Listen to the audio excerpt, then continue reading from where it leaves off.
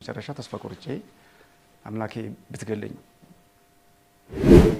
ስራዬ ብዬ ንስሐ ገብቼ ሞቴን የለመንኩባቸው ቀናት ሰለኔ ሰራ ነበር። አጋጣሚ የሚገርም ነገር መርጬ ቀጭን ካመጣሁ አይገርፈኝም። ብሬ መልሽ የምን ብር ነው የተመዘገብኩበትን ትናንትና 5 ብር መልሽ ቃል እየተናገርኩ ስሰርጉኝም ይቅር ማለት ሲገባኝ ይሄ ስድብ እኮ ለእኔ ጾሬ ነው እግዚአብሔር እንደዚህ የሚልክብኝ እንድጸና ነው ብዬ መተርጎም ሲገባኝ ማይሆን ነገር የመለስኩ ያስቀየምኳቸው እህቶችም ብትሆኑ ወንድሞች ጊዜ የሚሰጠኝ ሰው ደስ ይለኛል። እኔ ሆነ ሳወራህ እሺ ብለህ ብትሄድ ማለት ነው ድጋሚ አላገኘህም ነበር። ለዲያቆናት ደሞዝ ጭማሪ አንድ አይነት ነው መሆን ያለበት ተብሎ ደሞዝ ሲጨመር ለሁሉም ዲያቆን 40 ብር ተጨመረና 2001 ላይ መሰለኝ ለኔ 10 ብር ብቻ ተጨመረኝ።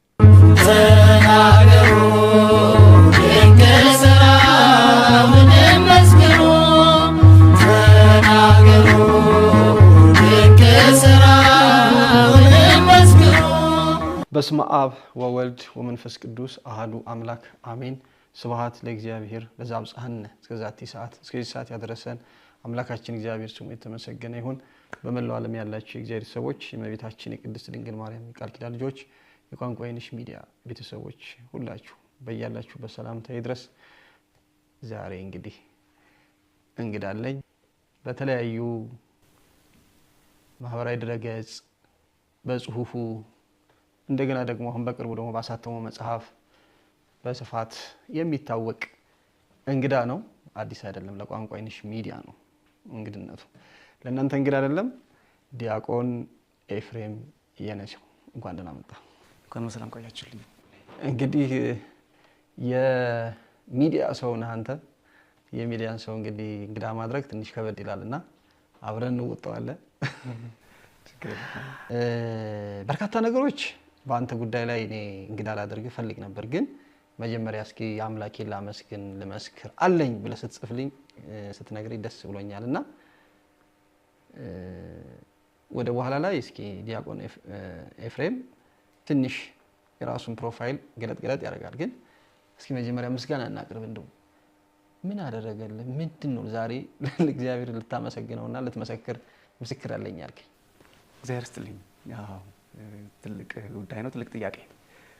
ምንድነው የሆነውማ እኔ አንድ ክብር የማይገባኝ በትልልቅ ሰዎች ፊት መቆም አይደለም እንደው ብቻዬን እንኳን ለመኖር የተፈተንኩ በብዙ ወጥመድ ውስጥ ያለፍኩ አንድ ለመጥፋት ቀኑን የሚጠብቅ ነፍስ ነኝ እና ፌስቡክ ላይም በተለያየ መንገድም ጽሁፌ ላይ የሆነ ቆጣ ምናምን ያልኩት ጽፍ የሆነ ከጀርባዬ ብዙ ሰራዊት ያለ ሁሉ ነገር ማድረግ የሚችል የሚመስለው ብዙ ሰው ይኖራል። ግን አንድ ብቻዬን ይችን ምድር የምታገል ከጥቂት ሰዎች በቀር ምናልባት የተረሳሁ እንደው እግዚአብሔር ብቻ ግን ያልጣለኝ ሰው መሆኔን በይፋ መናገር ስላለብኝ ነው እዚህ የመጣሁት። ምን ሆኖልህ ነው ካልከኝ ዝርዝሩ ረጅም ይሆንና እያንዳንዱን ስናገር ሰውም ስለሚሰለች ጊዜውም ስለማይበቃ ምናልባት አጠር አድርጎ ማስታወስ ካስፈለገ ከልጅነት ጀምሮ ውጊያ የሚበዛብኝ ልጅ ነኝ፣ በማውቀውም በማላውቀውም ጉዳይ። ገና ታዳጊ ሆኜ ጀምሬ ያልጠበቁት ሰው ያልጠበቁትን ነገር አምጥቶ ወይ ኤፍሬም እንዲህ አለ ብሎ ወይም ደግሞ ኤፍሬም ሊል ይችላል ብሎ ይጣላኛል። ከዛ ያ ሲሸነፍ ደግሞ ሌላ ይመጣል። አንዱ ሲወድቅ ሌላው የተነሳ በብዙ ውስብስብ መንገድ አልፌ ነው እዚህ ደረስኩት። መጨረሻ እንግዲህ የዲቁናው ትምህርቱ እንደ አቅሜ ሞካክሬ አገልግሎቴ አልቆ ዩኒቨርሲቲ ገብቼ ተመርቄ ወጥቼ ስራ ሲይዝ ይህ አስቸጋሪው የህይወት ወጥመድ አስቸጋሪው ስብራት አልፎ አዲስ ህይወት ይመጣል፣ ከዚህ በኋላ በሰላም እኖራለሁ ብዬ ነበር እኔ ወደ ዓለም የተቀላቀልኩት።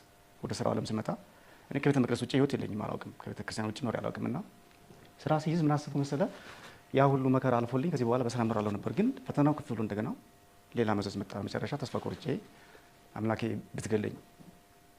ስራ ስትይዝ መቼስ ውጤቱ አነሰን በዛም ያው ዲግሪ ነው። ዲግሪ ያዘ ሲባል አንድ ሰው ስራ ይዛል፣ ከዛ የተሻለ ኖሮ ይኖራል ተብሎ ነው የሚታሰበው። ግን እና እኔ አገልግሎቴን አሳድጌ ከዛ ይበልጥ ደስተኛ ሆኜ እኖራለሁ የሚል ነበር። ግን እንግዲህ የኔ ኤክስፔክቴሽን የሚሉት ነጮቹ እንግዲህ የጠበቁት ነገር በጣም ተጋኖ ይሆን አላውቅም። ተመልሼ ወደኋላ ይሄ የሚያበሳጭ የሚያስቆጣ ተስፋ የሚያስቆጥ ነገር እየበዛ መጣ። መጨረሻ ራሴን አገለልኩኝ፣ ከቅጥርም ከሰው ምን ያገለልኩት ራሴን። እና ሰው እንደሚያምነኝ ተስፋ አደርጋለሁ። ስራዬ ብዬ ንስሐ ገብቼ ሞቴን የለመንኩባቸው ቀናት አሉ። እንደ ቅዱሳኑ አልበቃሁም፣ ራሴን አልገነስኩም እንጂ እንደ ሞተ ሰውኝ ተኝቼ ሁሉ የሆነ ጊዜ አስታውሳለሁ፣ ጌታዬ ዛሬ መጨረሻ አድርግልኝ፣ በቃ ውሰደኝና የሚቀብረኝ መቼም አይጠፋም። እኔን እንኳን ብሎ ባይቀብረኝ ሰው አስከሬኔ ሲበሰብስ ሰፈር ከሚቆሽሽ ይቀብረኛል መጥቶ። ብቻ ግን ግደለኝ። ስነቃ ጠዋት ግን ከነ ነፍሴ እና እበሳጫለሁ። ግን የእውነት በዛ ሰዓት ባለመሞቴ እበሳጫለሁ። እነ ቅዱስ ጳውሎስ በቃ መስራት ያለብንን ሰርተን ጨርሰናል፣ አሁን ወደ ክርስቶስ ልሄድ እናፍቃለሁ እያሉ ሐዋርያቱ ተናግረዋል።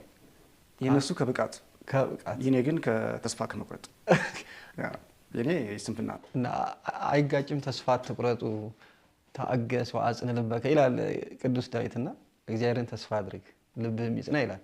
ነው ሊቃውንቱ ይሄ ምስጢር አይጣላም ቢሉ አይጣላም። አንዱም ባዶ ያሰርቁታል። የተለያየ የሚመስል ግን አንድ አይነት ሀሳብ ያላቸው ብዙ ምስጢራት አሉ። እርግጥ ነው እግዚአብሔር እንግዲህ ደስ የሚለው ነገር ተዘጋጅተህ ነው ውሰደኝ አልኩህ። አዎ ኃጢአቴን አቅልዬ ነው እኔ ወደ እሱ ለመሄድ በቃ ትንሽ የጽድቅ ካለች ድንገት እንደው አይኖረኝም ካለ የሚያጸድቅበት አያጣም። እሱ ማህሪ አይደል። የልጅነቴን የቤተ መቅደስ አገልግሎት ቆጥሮልኝ ከልቤን ያገለገልኩት ደግሞ ከፍ እያልኩ ስመጣ ኃጢአት መስራት ስጀምር ያው የሚቆጠርብኝ በደል ይኖራል። ያን ደምስሶ እንዲያጸድቀኝ ከመሻት ነው እንጂ ጥፋት ሰርቼ በጣም ብዙ ተጋድሎ ፈጽሜ እንደ ቅዱሳኑ ከብሬ አይደለም ልሙት ያልኩት። በቃኝ ነው መኖር ስልችቶኝ ነው። ልክ አልነበርኩም። ግን መጨረሻ እግዚአብሔር በራሱ ጊዜ ይወስዳል እንጂ ማንም ሰው ልክ እንዳልሆነ ግን ሰምታችኋል። አይ ጥፋቴን አምናለሁ። እሱ በፈቀደ ጊዜ ይወስዳል እንጂ እግዚአብሔር ግደለኝ ተብሎ መገደድም በስልጣኑ መግባትም ነው በመሰረቱ። ግን ኢቭን ሰው የሚሞትባቸው አካባቢዎች ሁሉ ይቻላል እንደ ኑዛዜ የሚቆጠርልኝ ይሄ አንድ ቀን ራሴ 5 ሰዓት ላይ ራሴን ሩቅ ቦታ አግኝቼዋለሁ። በመሪ መስመር ስጓዝ እዚህ አዲስ አበባ ውስጥ ነው እንዴ? እዚህ መኖር ከጀመርክ በኋላ ነው እንደዚህ አይነት ነገር ውስጥ? አዎ እኔ እኮ እዛው ገና ሳትመጣ እዛ እችለዋለሁ። በእንትን እችለዋለሁ። በምን ትችለዋለሁ ካልከኝ ከቅዳሴ ውጭ አይደለም። ዘመናዊ ትምህርት ቤት እንሄዳለን፣ ቅዳሴ እንገባለን። ያው እንደ አቅማችን ሰው ሲሞትም ጸሎተ ፍታትም እኛው እንፈጽማለን። ብቻ ወይ ከጸሎተ ፍታት ከቅዳሴ ከሰዓታት ከኪዳን ውጭ ሌላ ህይወት የለንም። ከዛ ውጭ ያለው ስጋዊ ጉዳያችን ከዚህ የዘለለ ከዚህ ያለፈ ጊዜ ነው እና መጽናኛ ብዙ ነው ነጥቡ። ቤተ መቅደሱ ቁልፍ ተረኛ ሲሆን በተለይ በጣም ነው ደስ የሚለኝ። በውስጥ ቆልፌ ነው ማለቅሰው ሲከፋኝ ሰው እንዳይሰማ። አንድ ቄስ ደርሶብኛል ሳለቅስ ውስጥ ሆኜ ጊዮርጊስ ወዳጄ ነው ጊዮርጊስ ነገራችን ላይ ንቀለኝ እባክህ ንቀለኝ እቀለኝ አልኩኝ። በቃ ድምጼ ከሩቅ ይሰማል እና እኔ መቅደሱን ስለቆለፍኩት ከውስጥ ከቅዱስ ትስቃለህ አይደል ንቀለኝ አልኩ። ትስቃለህ አይደል ሌላ ቃላት ነው እንዴ ማለት ያለብኝ ነው። በነገራችን ላይ መነቀል አዎንታዊ ነቀል አለ። አዎንታዊ መነቀል ችግኝ ከሆነ ቦታ ተነቅሎ የሆነ ቦታ ላይ ሌላ ቦታ ላይ ይጸድቃል። እኔ ከሎኬሽን አንጻር ከቦታው ነቅለህ ሌላ ቦታ ትከለኝ እንጂ ከምድር አይደለም ያልኩት። እና አንድ ኤዲት እያደረገ ይሰማል እሱ እንጂ እሺ ካህኑ ምን እንደተሰማቸው ብቻ አለ ሰው ቅርብ ጊዜ ሁሉ ሲያገኙ ይገርማል። በስልክም በአካልም ሲያገኙ አንቺ ሰይጣን ንቀለኝ ብለሽ ተነቀልሽ ይሉኛል። እና ምንድን ነው የሆነው? ይሄ ፈተናው ጾሩ ከባድ ነው። የተወደዳችሁ ኦርቶዶክሳውያን ዋዛና ፈዛዛ እንዳይመስላችሁ ይህ ጭውውታችን በቤተክርስቲያን አገልግሎት በዲቁናም በቅስናም በዘማሪነትም በሰባኪ ወንጌልነትም በሌላውም ይሆን በምንኩስናም ብዙ መሰናክሎች ያጋጥማሉ። መከራችን የምንሸከምበት አቅም እንደ ሰው ይለያያል። እኔ ግን ታናሽ ስለሆንኩኝ ስላልበሰልኩ በሰዓቱ አማርር ነበር። ማማረሩን ወድጄ አይደለም፣ ጠጋበኛ ሆኜ ግን አይደለም። ዳር ደግ ነኝ፣ አቅሜን አውቃለሁ። በመጠን መኖርን በህይወት ነው የተማርኩት። እኔ ሰው እየገረፈ አይደለም ምን ያሰማረኝ ህይወትን ራሷ ህይወት ናት ያሰማረችኝ። አያቴ ልኩን የሚያውቅ ካህን ነው። በመጠን መኖርን ከሱ ነው የተማርኩት። ለክህነት መሞትን ከሱ ነው የተማርኩት። በቅስናው ሲል ሞቷል። አያቴ መንኮሰ ሞተ ስለሆነ ነው ሞቷል የሚልህ።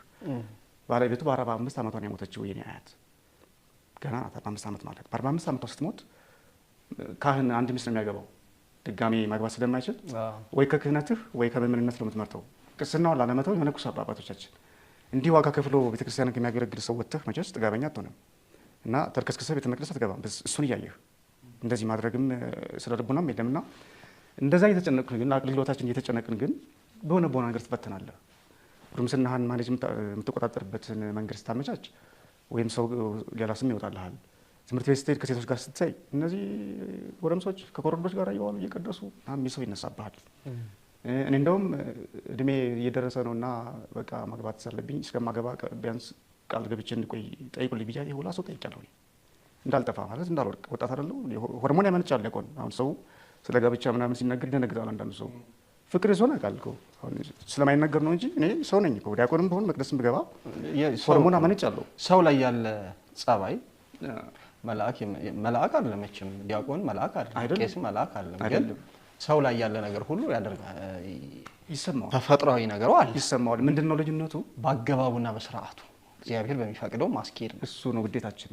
ከዚህ ውጭ ደግሞ ሌላው ልዩነቱ ምንድነው? ይሄንን ስሜት የመቆጣጠር አቅማችን ምናልባት ከዓለማዊ ቦታ ከመዋል ቤተክርስቲያን የሚውል በቅዳሴ የሚያገለግል በኪዳን በማህሌት በስብሐተ ነግህ የሚውል አገልጋይ ጾሩን ለመቋቋም እድል ያገኛል። ዘወትር የእግዚአብሔርን ቃል ሲናገር ስለሚውል የሚሰገድበት እግዚአብሔር የሚመለክበት አጥር ላይ ስለሚውል ያ ይገዛሃል። ሌላ ዓለማዊ ፍቶት ሲመጣብህ ይቆነጥጣል። ይሄ አንተ በክርስቶስ ፊት እየቆምክ ይላል ቃሉ፣ ይገስጻል። ሰውነትህም ጾምን ጸሎትን ገንዘብ አድርጎ ስለሚያድግ እኛ እንኳን ሰነፍ ሆነን ባንጸልይ የሚጸልዩ ሰዎችን እያየን ስለምናድግ ይገስጸናል እሱና ያወጣናል እንጂ ልዩነቱ እንጂ በሰውነት አንድ ነውና ያን ማሰባችን ግን እንደ ኃጢአት ተቆጥሮ እንደውም ሴት ጋር ስንታይ እንዳፈረስን አፈረሱ እንባል እንችላለን። እና ይህን ስትሰማ ትደነግጣለህ። የሆነ ሆኖ እኔ እንደዚህ አይነት ይደጋገምብኝ ነበረ። እኔ ለቁም ነገር ሲሄድ እንደ ኃጢአት ይቆጠርብኛል። ስብሰባ ላይ እኔ ለበጎ ብዬ ለቤተ ክርስቲያኔ ክብር ብዬ ለአገልግሎቱ መስመር ብዬ እንዲህ ቢሆን ካልኩ የላከውን ሰዎች እናውቃቸዋለን የሚል ሰው ይመጣል። ልከዋል የሚባሉ ሰዎች ደግሞ ከነመፈጠራቸው ማላቃቸው መንገድ ላይ እንኳን ሰላም ማይሉ ሰዎች ሊሆኑ ይችላሉ። አንዳንዶቹ ምናልባት በሆነ ቀን ቆሞ ሲያወሩኝ የታዩ ሰዎች። ይሄ ደግሞ የህይወት አካል ሆነ ነው አብሮ የሚመጣ በየአመቱ የሚቀጥል አንተ የእነንተና ተላላኪ ተብዬ ቃለሁ እና ምንድን ነው እኔም ማዳምጠው ራሴ ነው። ሰው ደግሞ ተላላኪ የሚለኝ ለሌላ አካል ምን አለበት ግን ይሄ ቢያልፍ ገብቼ አልቅሼ እረሳዋለሁ። ያስደጋገም የሆነ ሰዓት በተለይ በጣም ከባዱ ፈተና የበረታው ትምህርት እምቢ አለኝ። የሆነ ጊዜ እስከ 8ኛ ክፍል አንደኛ መውጣው ተማሪ ኤፍሬም የኔ ሰው አንደኛ፣ ሁለተኛ ከ3ኛ ዝቅ ብሎ የማያውቀው ኤፍሬም የኔ ሰው የሆነ ሰዓት ላይ ትምህርት ድፍን እንደው ጠላት ሰይጣን ድፍን ይበል ድፍን እና ያኔ ነው ይበልጥ በቃ ህይወት ያስጠላኝ። አምላኬ በቃ ያዝና ቀረ። በቃ በቅዳሴ የሚታወቀው በትምህርት የሚታወቀው ኤፍሬም ጨለለ መባል ጀመረ። በቃ ሸሚዜን ዩኒፎርሜን ራሴ ላይ ጥዬ ብቻ መጓዝ ጀመርኩ እያፈርኩ። ትምህርቱ ቀንሷል እና የምሰማው ነገር አለ። ኤፍሬም እኮ ትምህርቱ የቀነሰው አንዳንዱ በልጅነቱ የጠጣው አብሾ በጣም ፈልቶበት፣ አንዳንዱ ደግሞ ፍቅር ይዞት፣ አንዳንዱ ተደግሞበት። ይህን ስትሰማ ይበልጥ ትታመማለህ። ይሄ ራሱ በቃ ድብልቅልቅ ነው የሚለው ሌላ በሽታ ነው። እና አሁን ማየው ሰው ሁሉ እንደዛ እንደሚያወራብኝ ማሰብ ጀመርኩ። እናም ሰው እንዳያየኝ ትምህርት ቤት ሲሄድ ሸሚዜን ራሴ ላይ አደርጋለሁ። እንዳሁኑ አልተመለጥኩም እንግዲህ ታዳጊ ነኝ። ሰው እንዳያየኝ ብቻ ትምህርት ቤት ሲሄድ ሰው ጋር አልጓዝም፣ ብቻዬን ነው የምሄደው። ሰው ጋር ስገናኝም ኤፍሬም እንዴት ነው ፍቅር ያዘሽ እንዴ ነው የሚል ሰው ይኖራል። እሱ ነው የሚበልጣል። ፍቅር ይዞኛል ግን ጤነኛ ፍቅር። ይሄ ወደፊት አድጌ አቅመ አዳም ደርሼ ማገባት ልጅ ብትኖረኝ ብዬ የምመኛት ልጅ ተመኝቻለሁ። ኃጢአት አይደለም። ልጅቷን እንደሌላ ፍትወት አልተመኘኋትም። ይሄ ይታወቅልኝ፣ ነውር ነው። ከተመኘሁም ኃጢአት ነው። እሱ እኔ ነው የሚጠየቅበት። እና ምን ሆነ ያ ሲበዛ ትምህርቱን ብያለኝ። መጨረሻ በብዙ ጸበል በብዙ ጥምቀት ከፍኖተ ሰላም እስከ ሰከላ እስከ ግሽ አባይ ድረስ ሄጄ ነው የተመለስኩት እንጂ ከባድ ነበረ። እንዳላረስምብህ እንጂ እዚህ ላይ ጥሩ አስተማሪ ታሪክ ልንገርህ ሉሌ። በዛ ሰዓት የሆነውን ድንቅ ስራው ምንድን ነው የሚለውን አልመለስኩትም። እንግዲህ መጨረሻ እኮ አሁን እኮ እንትኑ ካልተ መነሻው ከሌለ መዛኛው ላይ መልሱ ጥያቄው ከሌለ መልሱ ስለማይኖር ያመሰገንክበትን ነገር የመሰከርክበትን ነገር ስለሆነ የተነሳው ችግር እናመጣዋለን። ከ8ኛ ክፍል እንዳልኩ ነው ጎበዝ ተማሪ ነኝ። መመጻደቅ አይደለም ይታወቃል። እዚያ ያለው ፍኖተ ሰላም እንግዲህ አደባባይ ምስጢር ነው። ውሸቴን አልናገርም፣ ውጤቱም ይታያል።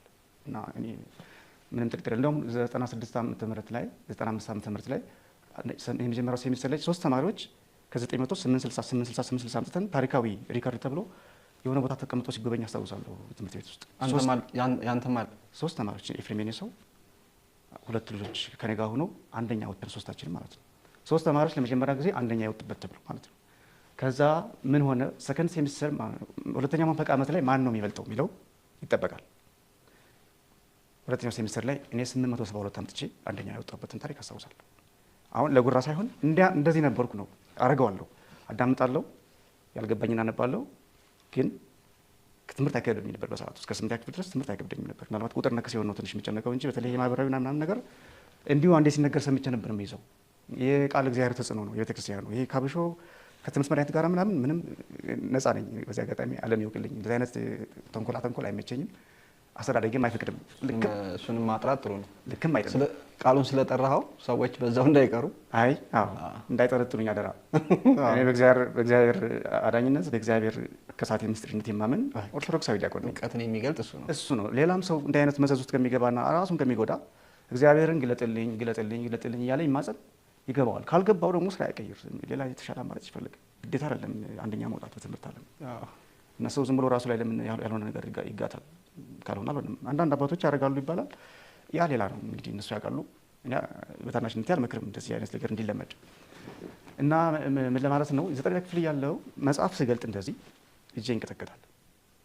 ሳነበው አይኔ ግምጃ ይለብሳል ይላል ክፍለ ሀገር ሰው። አይኔ ግምጃ ብዥታ ነገር የለም ይሄ ብዙ ቀለማት ያለ አይኔና አይቶ አንብቦ መረዳት ይቅርና ሰምቶ የሰሙትን ቃል አስገብቶ ፈተና መመለስ ይቅርና አንብቦ መረዳት እንኳን አቃተኝ እና ከባድ ነው እንግዲህ አስበው። እግዚአብሔር ያሳይ አንደኛ የሚወጣ ልጅ እንደዚህ ሲሆን ደረጃ አቆርቶ አሁን ኮሜንት ማየት ነው። ኮሜንት አሁን ምን እንደሚሉ ከስር የሰው እጅ ነው ሳታስበው ተደርጎ ቢሆን እንደዚህም እንዳያጋነኑት እንዲህ አይነት ነገር ያጋጥማል። ያኔም ተብያለሁ። አሁንም ማነሳለት አለችም ከዛ ጋር እያያዛል። ምን አስነክተውብኝ ይሆን ብዙ ዘመድ አበዋ በተለይ አያቴ አበዋ ነው የምለው እሱ በተለይ በጣም ነው አንገት የደፋው በጣም ማለት ልጅ የምነካብኝ ያስባል። እናት አባቴ እሱ ነው ይጠብቀኛል። መርጌታ ሁኜ የታወቀ ያቋቋም ወይም የቅኔ ወይም የድጓ መርጌታ ሁኜ ማየት ይፈልጋል። ያም ባይሆን ካህን ሆኜ የእሱን መስቀል ይዤ እንዳሳለም ይፈልጋል። ያ በትልልቅ ደረጃ የሚጠብቀው ልጁ አንዴ ያፈረሰ አንዴ እንዲሆነ አንዴ ወለደ አንዴ ገባ እየተባለ ሲሰማ ልቡ ተሰብሯል። ያ ቀረ። ያን አጠራ ነው ቁጭ ብለን አወራንበት። ምክንያቴን አሉባልታው ውሸት እንደሆነ ሲሰማ አበባ ያምነኛል። ምክንያታዊ አባት ነው። በምክንያት ከነገርኩት በምክንያት ያምናል። ያልሆነ ነገር አጥፍቼ እንደሆነ ከገባው ይገስጸኛል፣ ይቀጣኛል፣ ይገርፈኛል። ከፍ ስል ስጎረምስ ነው መግረፍ ያቆመው። እስከ ቅርብ ጊዜ ድረስ እኔ ዱላ አቀብዬ ነው የምደረፈው። እስከ 10 ዓመቴ እስከ 12 ዓመቴ ድረስ ራስ አቀብል ራሴ አንድ ነበር እኮ። አዎ ሄደህ ቆርጠህና እንባላለን። ቃጫ ሰሌን ይሰራ ነበር። አጋጣሚ ቃጫ የሰሌኑ ከላይ ያለው ዘንባባው ሲወጣ መሀል ላይ የሚቀረው ዘንግ የለም። እሱ ዘንግ ቤት አለ ብዙ ይቀመጣል። ለሰበዝ ለምን ስለሚሆን ይቀመጣል። ቤት ሴቶች ይፈልጉታል። ሄዳ አምጣ ይለኝና የሚገርምህ ነገር መርጬ ቀጭን ካመጣሁ አይገርፈኝም። ወፍራም አስመርጦ ነው እና ግዴታዬ ነው። የሚገርመኝ ደስ የሚለኝ ግን በመገረፌ ክብር ይሰማኛል። የሆነ ጊዜ ብቻ ሩጭበታለሁ። ከፍ ስል በቃ አመለጥኩት። ሩጭ አሁን አደግሽ በቃ ከዚህ በኋላ ትገረፊ ቀረ በኋላ ምክንያቱም እንዳልበላሽበት ነው የሚቀጣኝና ምክንያታዊ ቀጭም ነው ዝም ብሎ። ከዛ በፊት እንዲያውም ከባድ ነበር ቅጡ ሲባል ሰምቻለሁ። ልጆቹን ግን ከዛ በላይ ነበር የሚመታቸው። በዱላ ሙሉ ይመታል ነበር ብሎኛል። አንተ ከደከመ ደረሰህ ነው እንዲያውም በዚህ በቀጭን በትር የተቀጣው ብሎኛል። እና እንደዚህ የደከመልህ የገሰጸህ አሰማረህ ብዙ ዋጋ የከፈለልህ አባት አቅበሪቁና አብቅቶ ከዛም በላይ የሚጠብቅህ አባት እኔ መርጌትነቱ ቅስናው እንግዲህ ጊዜውን ጠብቆ ሊሆን ይችላል። እግዚአብሔር ያውቃል። መርጌትነቱ ሌላው እንግዲህ ነገሩ እሱንም እግዚአብሔር ያውቃል። ወደፊት ምን ሆነ አይታወቅ። ያ ወደ ዘመናዊ ትምህርት ስገባ የአብነት ትምህርት ተቋረጠ። በዛም ደስተኛ ብዙ አይደለም። ዘመናዊ ትምህርት ላይ ውጤታማ ስለሆንኩኝ ቅር ባይለውም ደስተኛ አይደለም ብዙ። እሱ የሚፈልገው በዛኛው እንድገፋ ነበረ። የሆነ ሆኖ በዘመናዊ ትምህርት እንዲሆን ራሴን ችዬለት ትልቅ ሰው ሆኜ ማየት ይፈልጋል። ያ ሰው እጁ ሲንቀጠቀጥ ትምህርት እምቢ ሲለው እንደ እብድ ብቻውን ሲጓዝ ሰው ሲያጣ ደግሞ ከጎኑ አይዞህ የሚለው ሰው የለም ኤፍሬም ከእግዚአብሔር በቀር። እግዚአብሔር መብርሃን ቅድስት ድንግል ማርያምን ሰላም ነኪ ከማለት ውጭ ቅዱስ ጊዮርጊስን ፍጡነ ረድኤት ከማለት በቀር እስኪ ገሌ ጋር ልሂድ የሚለው ደግሞ ሰው የለም። ያ ደግሞ ይበልጥ ያማል። እሱ ብቻ ነው ያለኝ ሰው። እሱ ሲያዝንብኝ ደግሞ ይበልጥ ሰውነት የተጎዳና መጨረሻ አንድ ዘመዴ አንዲት ሴትዮ አለች። ምናልባት ይሄ ነገር የጀሰብ ሊሆን ስለሚችል ይዤ ልሂድ ብሎ ይዞኝ ሄደ። ይሄ ጥሩ ታሪክ ነው ነግራችሁ፣ ውሳኔ ያስተምራል። ሄድኩና ምንድነው ግን ጠንቋይ ቤት ከሆነ እንዳትወስደኝ፣ እኔ ጠንቋይ አልወድም። እያስመሰልኩ እንዳይመስላቸው ይሄን ፕሮግራም ጠንቋይ የተከታተለው ከሆነ ምንም ማድረግ አልችልም። የጥንቆላ ስራ መሰሩ ሰዎች እግዚአብሔር ወደ ቤቱ ይመልሳቸው በንስሐ ህገወጥ እንቅስቃሴዎች እንዳላችሁ መኑ። እኔ አይመቸኝም የጥንቆላ ስራ። እኔ ብቻ ሳልሆን ቤተክርስቲያንም አትፈቅድም። እግዚአብሔር የመሰለ አምላክ ያለው ሰው ለምንድን ነው የሚርመሰመሰው አጋንንት እግር ስር? እግዚአብሔርን የመሰለ ድንግል ማርያምን የመሰለ አማላጅ ያለው ሰው ቅዱሳን ያሉት ሰው ለምንድን ነው ሌላ ኮተት ውስጥ የሚገባው? አስፈላጊ አይደለም።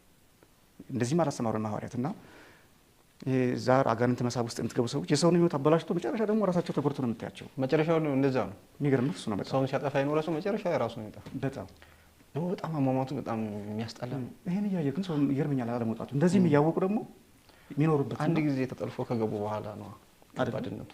እግዚአብሔር ያውጣቸው። በእውነት ያሳዝናል። እና እዛ ሲሄድ እኔ ጠንቋይ ቤት ከሆነ እንዳትወስደኝ አልወድም። አንደኛ ቤተ መቅደስ ያደግኩ ልጅ አሁን ምን ብዬ ነው ጠንቋይ ቤት የምሄደው? አጉሪ ቤት አረ አይደለም ዝም ብላ ታይህና ጸበል ትመራለች አለኝ። እንግዲህ ብቃት ከሆነ እሺ ጥሩ። ይሄም ልክ እኮ አይደለም። ጸበል መምራትም ልክ አይደለም። ሁሉም የእግዚአብሔር ቃል ሁሉም የእግዚአብሔር ቅዱሳን ፈዋሽነታቸው የታወቀ ነው። ጸጋው አንዱ በወሊድ፣ አንዱ በቁስል፣ አንዱ በእበጥ፣ አንዱ በህመም፣ አንዱ በተለያየ መንፈስ ይሾማል። እንደየጸጋቸው ይለያያል ፈውሳቸው እንጂ አንተ ክፍል ይሄ ነው ይሄ ክፍል አይደለም ብሎ ነገር የለም። በጸበል ሰው በመራው ይጠመቅ፣ ልቡ በፈቀደው ይጠመቅ። ብዙ ጊዜ አዝናለሁ እኔ ትንሽ ስለሆንኩ ሰው ላይ ሰማኝ ይችላል እንጂ አጠገቡ የኢየሱስ ክርስቶስ ጸበል ያለለት ሰው አቡነ ገብረ መንፈስ ቅዱስ ናቸው ክፍል ብሎ ሩቅ አገር ይሄዳል። ትራንስፖርት ክፍሉ ዋናው እዚህ ያለ ጌታው ያለ እዚህ ማርያም አጠገቡ ሆና ሌላ ቦታ ገብርኤል ፍለጋ የሚሄድ ሰው አለ። እንግዲህ እርግጥ ሰው እንደ ፍቅሩ ነው። እርግጥ አንዳንድ ሰው የሚነካ ሰው አለ። እርግጥ በቅዱሱ ፍቅር ከእሱ አንጻር አይደለም ነቀፌታዬ። ከጸበል ጸበል መርጦ ይሄ ክፍሌ ስላልሆነ ያድነኝም ክፍሌ ሌላ ነው ብሎ ማሰብ ግን ትንሽ ልክ አይደለም። ደግሞ ሲነሳ ልሞክረው ብሎ ነው የሚነሳው አብዛኛው ሰው። ጸበል ሞክረሃል? ጠያቂው አዎ። እስኪ እንግዲህ ባለፈው እንትን ሞክሬ ነበር፣ ደግሞ ተክልዬ ደግሞ ሂጄ ሞክራለሁ። ሁለቱም ሙከራ ጣቢያ ስለሆነ እምነት ላይ እንዲህ ባይሆን ክርስትና ላይ የእግዚአብሔር ስጦታ ላይ ሙከራ ሳይሆን እምነት ነው። አምኖ ሄድ ካልዳነ እንኳን ያ በሽታ ጸጋው ነው፣ ጾሩ ነው። ሎሌ አንተ ማድንቅ በነገራችን ላይ መወድህ የህመምህን የሚያጋጥምህን ህመም እንደ ጾር እንደ ሐዋርያት እንደ ጾር ቆጥረህ ከትውዳሴ አንተ ጋር ስለመጣሁ ስለጋበዘው ምናምን እንዳይለኝ ሰው ግን እንዳትሉኝ በማርያም እኔ እውነቴን ነው። ለሱም ነግሬዋለሁ። እዚህ ካሜራ ፊትም ስለቆምኩ አይደለም። አንድ ሰው ከነ መከራው ሲጸና ሳይ ይቀናለሁ እና በሉሌ ይቀናበታለሁ። ሰው ህመሙን ተቋቁሞ እየዘመረ እያመሰገነ እየሰበከ ከዛ ሚዲያ ከፍቶ ደግሞ በሚችለው እያገለገለ እና ማለት እኔ ይሄ እኮ አስተማሪ ነው።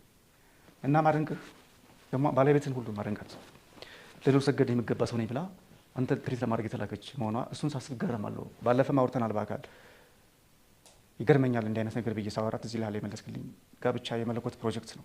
እግዚአብሔር ለፕሮጀክቱ ይጠነቀቃል ያልከው በጣም ግሩም ምስጢር ናት። በጣም ወድጃታለሁ። እግዚአብሔር ለፕሮጀክቱ ይጠነቀቃል እና እንዳልከውም አንተ እንደተናገርከው በዚህ መንገድ የሚኖር ሰው አደንቃለሁ። አንተን አደንቃለሁ፣ ሌሎችንም አደንቃለሁ።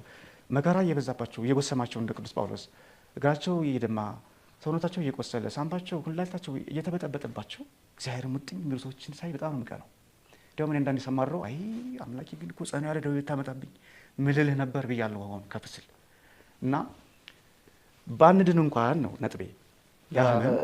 ያቺ ህመማችን እንትን ሄድክባት የወሰድክበት ማለት ነው ክፍል የዕጣ ክፍል ታሳይሃለች ያሉ ወደዛ ላይ ስል ሲመጣብኝ ነው ይሄን ደምድሜ እገባለሁ። ባንድን እንኳን ህመማችን ዋጋ ሊያሰጠን ስለሚችል መቀበል ነው እንጂ አልፈወሰኝ መገሌ ክፍል አይደለም ብሎ ሌላ ጸበል መቀየር አያስፈልግም ለማለት ነው።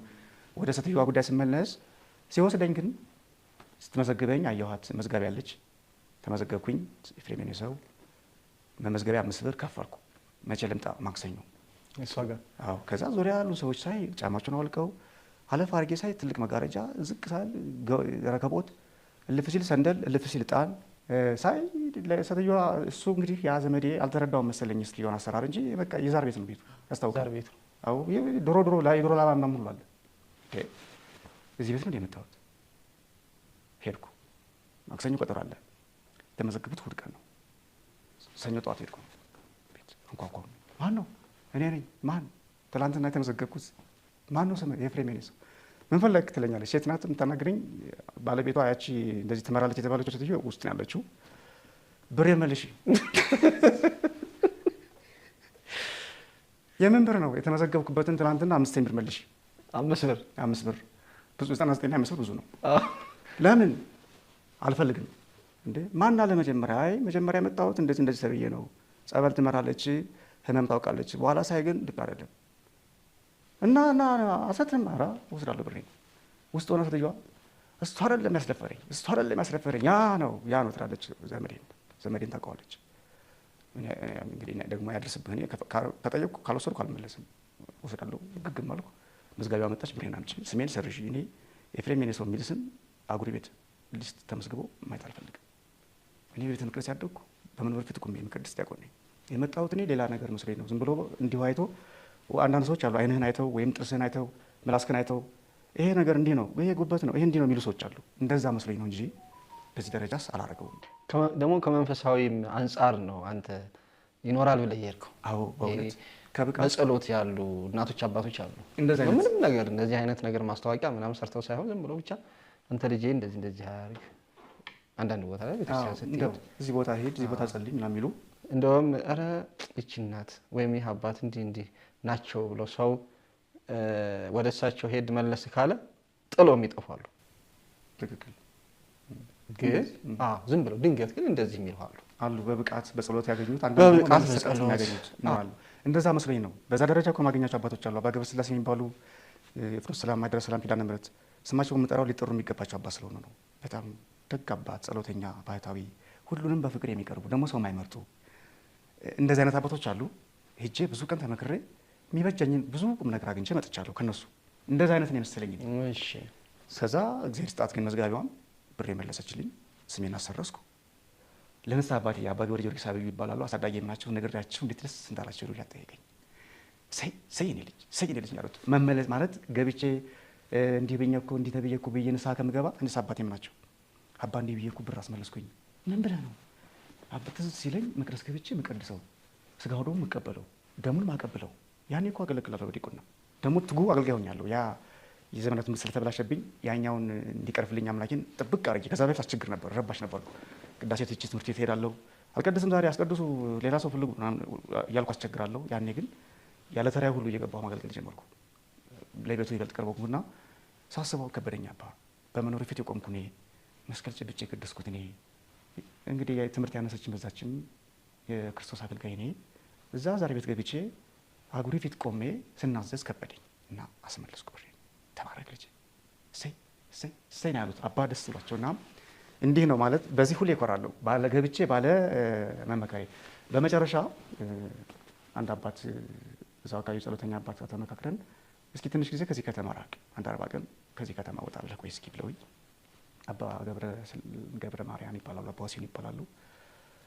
አሁን አካባቢው የሉም ተብያለሁ። ያው በሰዓቱ ተጠቅመንባቸዋል። እንግዲህ አሁን ያሉበትን ሁኔታ አላውቅም። በሰዓቱ ግን ተጠቅመንባቸዋል። በእኛ ልጅነት እድሜ ጥሩ አባታችን ነበሩ። በእሳቸው ምክር አማካኝነት አንድ 40 ቀን ግሽ አባ የሚባል ጸበል አለ ዘራብሩክ፣ እዛ ሄጄ ስመለስ ብዙ ነገሮች ቀለው አይምሮ የተመልሶ እንዲያው ሰቃይም ተማሪ ባልሆን ትምህርቴን ጨርሼ ዩኒቨርሲቲ ገብቼ ለመመረቅ በቃው። ዩኒቨርሲቲም ከባድ ህመም ገጥሞኝ እሱንም ድኜ የመጨረሻ ቁም ነገር በቅቼ እንደ ማህበረ ቅዱሳንን ያህል ተቋም በሚዲያ መስራትም መታደል ነው። እዛም ገብቼ መጨረሻ ግን ያ ሁሉ አልፎ ከሁሉም በላይ ግን መረካበት ያው መቀጠርም ቅጥር መልቀቅም የተለመደ የዓለም ዘርፍ ነው። በህይወቴ አንድም ቀን እኔ የተለየ ስራ እሰራለሁ ብዬ አስቤ አላውቅም። በመጨረሻ ግን ሆድ ሲብሰኝ ተስፋ ስቆርጥ ተስፋ የቆረጠ ሰው እንደሚያደርገው ማይሆን ነገር በቃ ይሄ የሚያነጫነጭ ነገር ኃይለ ቃል መናገር ጀመርኩ። ፌስቡክ ላይ ገጹ የኔ ነው ምናገባው ማንም ሰው እያልኩኝ ለፈለኩ መጻፍ ጀመርኩኝ። የሰው ለዚህ ምን አበቃ ካልከኝ አንዳንድ ሰዎች በውስጥ መስመር እየመጡ እብዱ ይሉኛል። እንደዚህ ኢቭን ሃይማኖት ቀየርኩላ አስመስሎ የሚሰድቡ ሰዎች አሉ። ታውቀዋለህ አንተ የአሉባልታን መዘዝ በአንተም የደረሰ ብዙ ነገር ስለሚኖር ሰው በሆነ አጋጣሚ ከሆነ ሰው ጋር ካየህ ወይም አንተ ለበጎ ብለህ በሆነ መንገድ ከሄድክ ስም ያወጡብሃል። እና እኔ በተለያየ ጊዜ አባገሌ ቅባት ናቸው ሲባል አይ ሃይማኖት የልብ ነው፣ እገሌ ቅባት ነው እገሌ ኦርቶዶክስ ነው ብሎ የማመዘን የኛ ስራ አይደለም ከሚል ቅንነት ብቻ ደግሞ በዛ ላይ አባቶች ካለኝ ክብር እከራከራለሁ። ስከራከር የዛ ደጋፊ ያደርጉኛል። የሆነ ሰው ታድሶ ነው ሲባል ግድ የላችሁም ብዬ እከራከራለሁ። አላቆምኩ ሰውየውን ግን ስለሚያሳዝነኝ ነው። ከዛ ያላትማለስ በዛ እና ይሄ እንደ አይነት ሰዎች ይመጡና አንተ እንደዚህ ሲሉ ከዛ ደግሞ የሆነ ሳል ላይ መንግስታዊ ጉዳዮችን መቃወምም ጥቅም ስለሌለው ብዬ ተቃዋሚ ነገ እንደ ፖለቲከኛ መስያቸው ሌላ ተልእኮ ያለው መስያቸው ቢያስሩኝ የመንግስት አካላት ያው ማሰር ግዴታቸው ስለሆነ ከመጎዳ እኔም ሰውም ከሚጎዳ ብዬ ታውኩ መቃወም። ከዛ ሌላ ስም ወጣልኝ እና ይሄ ስም ሲበዛ ምን ድሮ እብድ ተባልኩኝ፣ በሽተኛ ተባልኩኝ። አሁንም ሌላ ስም ወጣልኝ። ከዚህ ቻለ ምንድን ነው የሚቀርብኝ? ለምን የፈለገው ክብር አይቀርም ብዬ እንደፈለኩ መጻፍ ጀመርኩኝና ኤፍሬም ዲስኦርደር አለበት፣ ኤፍሬም በሽተኛ ነው፣ ኤፍሬም እብድ ነው ተብሎ የሚሰደብ ሰው ታውቃለህ። ደካማ ስለሆንኩኝ ብርቱ ብሆን እግዚአብሔርን አመሰግነዋለሁ። ይህንን ያመጣልኝ ለዋጋ አድርግልኝ አምላኬ። እንኳንስ እኔ ቅዱሳን ተሰድበው የለ አንተስ ተሰድበህ የለ ገዳማውያን መከራ ተቀብለው የለ ነው የሚለው የበቃ ሰው። እኔ ደግሞ ሰነፍ ስለሆንኩኝ ስላልበቃው ደካማ ስለሆንኩኝ ወደ ባሰኝ ኃይለ ቃል መናገር ጀመርኩ። መጨረሻ ላይ ግን እግዚአብሔር ከዚህ መከራ መውጣበትን ስራ አነሳሳኝና ይህን የመሰለ ብዙ ሊቃውንት ያደንቁልኝ በጳጳሳት ደረጃ ብፁዕ አቡነ ጴጥሮስ፣ ብፁዕ አቡነ አብርሃም ጭምር በአካል መገኘት ያልቻሉት አልችል ብለው ነው በሰዓቱ እንጂ እንደመጡ ነው የምቆጥረው። ልጄ ይቅርታ ባለመምጣቴ ስራህን አይቼ ወድጄዋለሁ። ብፁዕ አቡነ ጴጥሮስ እኔን ጨምረው ወክለው እንዲናገሩ አደርጋለሁ። በርታ ብለው የተገኙበት በመንፈስ የተገኙበት ብፁዕ አቡነ አብርሃም ለስራ ጉዳይ ወደ ሌላ ቦታ ስለሄዱ ተጠንቅቀህ አስበህ ከቦታው መገኘት ነበረብኝ። ያልተገኘሁት በችግር ምክንያት ነው። አንተ እንደ ሁለታችን ሆነ ወክል ተብዬ ነው እንዳይመጣው። ቡራኪያቸው ይድረሳችሁ። ብፁዕ አቡነ ፊልጶስ አብረው መጥተው ጸሎተ ቡራኬ የሰጡበት መጽሐፍ ታላላቅ አባቶች መምህር ያረጋል አበጋዝ፣ ዲያቆን ሄኖክ ኃይሌ፣ እነ መጋቤ ጥበባት አበራ አዳሙ፣ ጋሻ ያልነህ ሙላቱ፣ መምህር ይኩኖ አምላክ መዝገቡ፣ ዶክተር ታደለ ግርሌን የመሳሰሉ በልዩ ልዩ ዘርፍ የሚጠየቁ በስነ ጽሁፍም በቴዎሎጂም በነገረ ሃይማኖትም በብዙ መልክ የሚመሰከርላቸው ሰዎች መጥተው የመረቁት መጽሐፍ ጠቢበ ጠቢባንን አሳትሜ ለማስመረቅ ቻልኩና ያ ሁሉ አልፈ ማለት ነው። ያ ሁሉ አልፎ ለእኔ አሁን ሰው ለዚች ነው እንደ የመጣው ሊሆን እንጃ ካለም ይበል። ግን ትልቅ በረከት ትልቅ ክብር ያገኘሁበት ስራ ስለሆነ ይህንን ዓለም ይወቅልኝ፣ ይህን ድል እግዚአብሔር ያደረገልኝን ተአምራት መናገር አለብኝ ለማለት ነው የመጣሁት። ይኸው ነው። በጣም እናመሰግናለን። በእውነት ይሄ እግዚአብሔር በነገሮች ሁሉ ካልተመሰገነ ቀጣይ ያለውን ህይወት ቀጣይ ያለውን የምንኖረውን ምንም ዋስትና የለን። ዋስትናችን ምስጋና ብቻ ነው። ልክ ነው። ይሄ ደግሞ ያንተ መጽሐፍ እኔ ስትል ሰምቻለሁኝ። ጥሪ ላይ ስታስተላልፍ ነው፣ ሰርጌ ነው፣ የቁም ተስካሬ ነው፣ የበኩር ልጄ ነው እያልክ በተለያየ ቃላት እየገለጽክ ይችን ቀን ስታስታውሳት አስብ ነበርና የበኩር ልጄ ነው እያልክ ማለት ነውና ጠቢበ ጠቢባን ማለት ነው። እስኪ እንደው ማለት እኔ ቢገባኝ እኔ ብረዳው ይሄንን ደግሞ መረዳት ያለባቸው ብዙ ሰዎች ስላሉ ሊጠይቁም የሚችሉ ስላሉ የመጽሐፍ ርዕስ ጠቢበ ጠቢባን ይላል። እስኪ በሲ ላይ እስኪ ግሩም ቃሉ የግዕዝ ቃል ነው ይታወቃል። ጠበበ በሁለት መንገድም ያመጡታል መምህራን ቤተክርስቲያን። ብላተኛ ሆነ፣ ጥበበኛ ሆነ፣ አስተዋይ ሆነ፣ አስተዋለ እንደማለት ነው። ጠቢበ ጠቢባን ሲል ተዛርፎ ጠቢብ ለአንድ ጠቢባን ለብዙ ነው። ጠቢበ ጠቢባን ሲል የጠቢባን ጠቢብ ይሆናል ቃል በቃል ሲተረጎም ማለት ከጥበበኞች ሁሉ የላቀ ጥበበኛ፣ ከብላተኞች ሁሉ ከፍ ያለ ብላተኛ፣ ከአስተዋዮች ሁሉ የላቀ አስተዋይ እንደማለት። ይሄም ማነው? እሱ የጥበብ ምንጭ የጥበብ ፈለግ የሆነው እግዚአብሔር። ለዛም ነው ርዕሱን ጠቢበ ጠቢባን ያልኩት እንጂ ጥበበ ጠቢባን የሚሉ ድርሳናትም ቅጂዎችም አሉ። መጽሐፉን ራሱን ጥበበ ጠቢባን የሚሉት አሉ፣ ጸሎተ አድኅኖ የሚሉትም አሉ። ጥበበ ጠቢባን አንዳንድ መምህራን እንዲያውም አይ በሙያው ቢጠራም እኮ የተገባ ነው እግዚአብሔር። ጠቢብነቱም እንዳለ ሆኖ ጥበብ ነው ደግሞ እሱ ራሱ። ጥበብሰ መድኃኒነ ውእቱ እንዲል ቅዳሴ ኤጲፋንዮስ ዘይገዘወነ በጠዋቱ ስጋው ወተሳይጠነ በንዛተ ደሙ ዋሬነ ለመንግስቱ የሚለው ኃይለ ቃል አለ አይደለም። ጥበብ እሱ ራሱ እግዚአብሔር ነው። በዛም መንገድ መግለጽ ይቻላል። ጥበብ እሱ ስለሆነ ጥበበ ጠቢባን ካልነው የጠቢባን ጥበብ ማለት ይሆናል። ጠቢበ ጠቢባን ግን የጠቢባን ጠቢብ እግዚአብሔር። ስለዚህ በዛ ላይ የሚያወሳ ነው፣ በዛ ላይ የሚናገር ነው፣ በዛ ላይ የሚዘረዝር ነው፣ በዛ ላይ የሚተርክ ነው። ውስጡ ያለው ይዘት ውስጡ የእግዚአብሔርን ፈጣሪ ዓለማትነት አምሳየ ዓለማትነት ፍጥረታትን ማስገኘቱን ባህልዮም በገቢር በነቢብ ዓለማትን መፍጠሩን የሰው ልጅ ማስገኘቱን መላእክቱንም አጠቃላይ የሳጥናኤል ድቀት የሰውን መገኘት ከዛ በኋላ በቅደም ተከተል ከአበው ጀምሮ ያለውን እያመጣ እስከ ነገረ ምጽአት ድረስ ባለው የቤተ ክርስቲያን አስተምህሮ አበይት ነጥቦችን የሚዳስስ ማዕከሉ ግን እግዚአብሔር አብ ወልድ መንፈስ ቅዱስ። እግዚአብሔር አብ ቢባል ወልድ ቢባል መንፈስ ቅዱስ ቢባል ሁሉም እግዚአብሔር በአካላዊ ስማቸው ስለሆነ የመለኮት አንድ ስም እግዚአብሔር ስለሆነ ለእግዚአብሔር የተደረሰ ድርሰት ነው። ጠቢበ ጠቢባን እግዚአብሔርን የሚያመሰግን ደግሞም የሚማጸን ደግሞም ትምህርታዊ ምስጢር ያለው እግረ መንገዱን ነገር ሃይማኖታዊ ምስጢር ያለው ጸሎት ነው። ጸሎት ብዙ ጊዜ አድነኝ ብቻ ነው ይቅር በለኝ ብቻ ይመስለናል። ግን ታሪክ ያነሳል። በታሪኩ አንጻር ራሱን ያስገባል። ለምሳሌ እወዘትቤ ንግበር ሎቱ ለይጓለ እመሕያው ቢጸ ከመ ይንበር በባሕቲቱ ብሎ የሰው ልጅ ብቻውን ይኖር ዘንድ መልካም አይደለም ብለህ የተናገርክ አምላኬ ሆይ ይልና እግዚአብሔር መጋቢ ወሰራይ ዓለም በበስራቱ ስራኛ ባፈቀደከ እምጾታ ፈቃዳት ክሌቱ ሳልሳዊት ሰግብርም ተጣነውቱ አንተ በፈቀድከው በወደድከው ከሁለቱ ፈቃዳት አንድም ከምንኩስና አንድም ከጋብቻ አንተ በወደድከው መራኝ። ከዚህ ውጭ ያለው ሌላው ግን ይሄ በዝሙትም ይሁን በሌላ የምንኖርበት ህይወት ግን ሰይጣናዊ ነውና እሱ አታሳየኝ፣ እሱን ከሁለቱ በአንዱ ግን ምራኝ ብሎ መጀመሪያ የሰው ልጅ ብቻውን መኖር የለበትም ብሎ እግዚአብሔር እንደተናገረ የእግዚአብሔርን ቃል ኪዳን ያነሳል።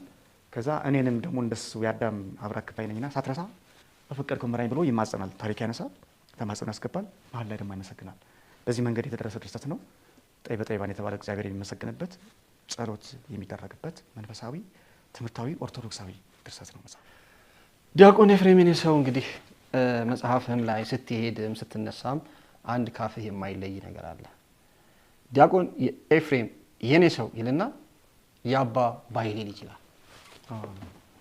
ስለሳቸው የሆነ ነገር ልትናገር ስትል ውስጥ ይተናነቃል። እስኪ እንደው ትንሽ ግለጥልን እስኪ አባ ባይሌ ማን ናቸው ላንተ?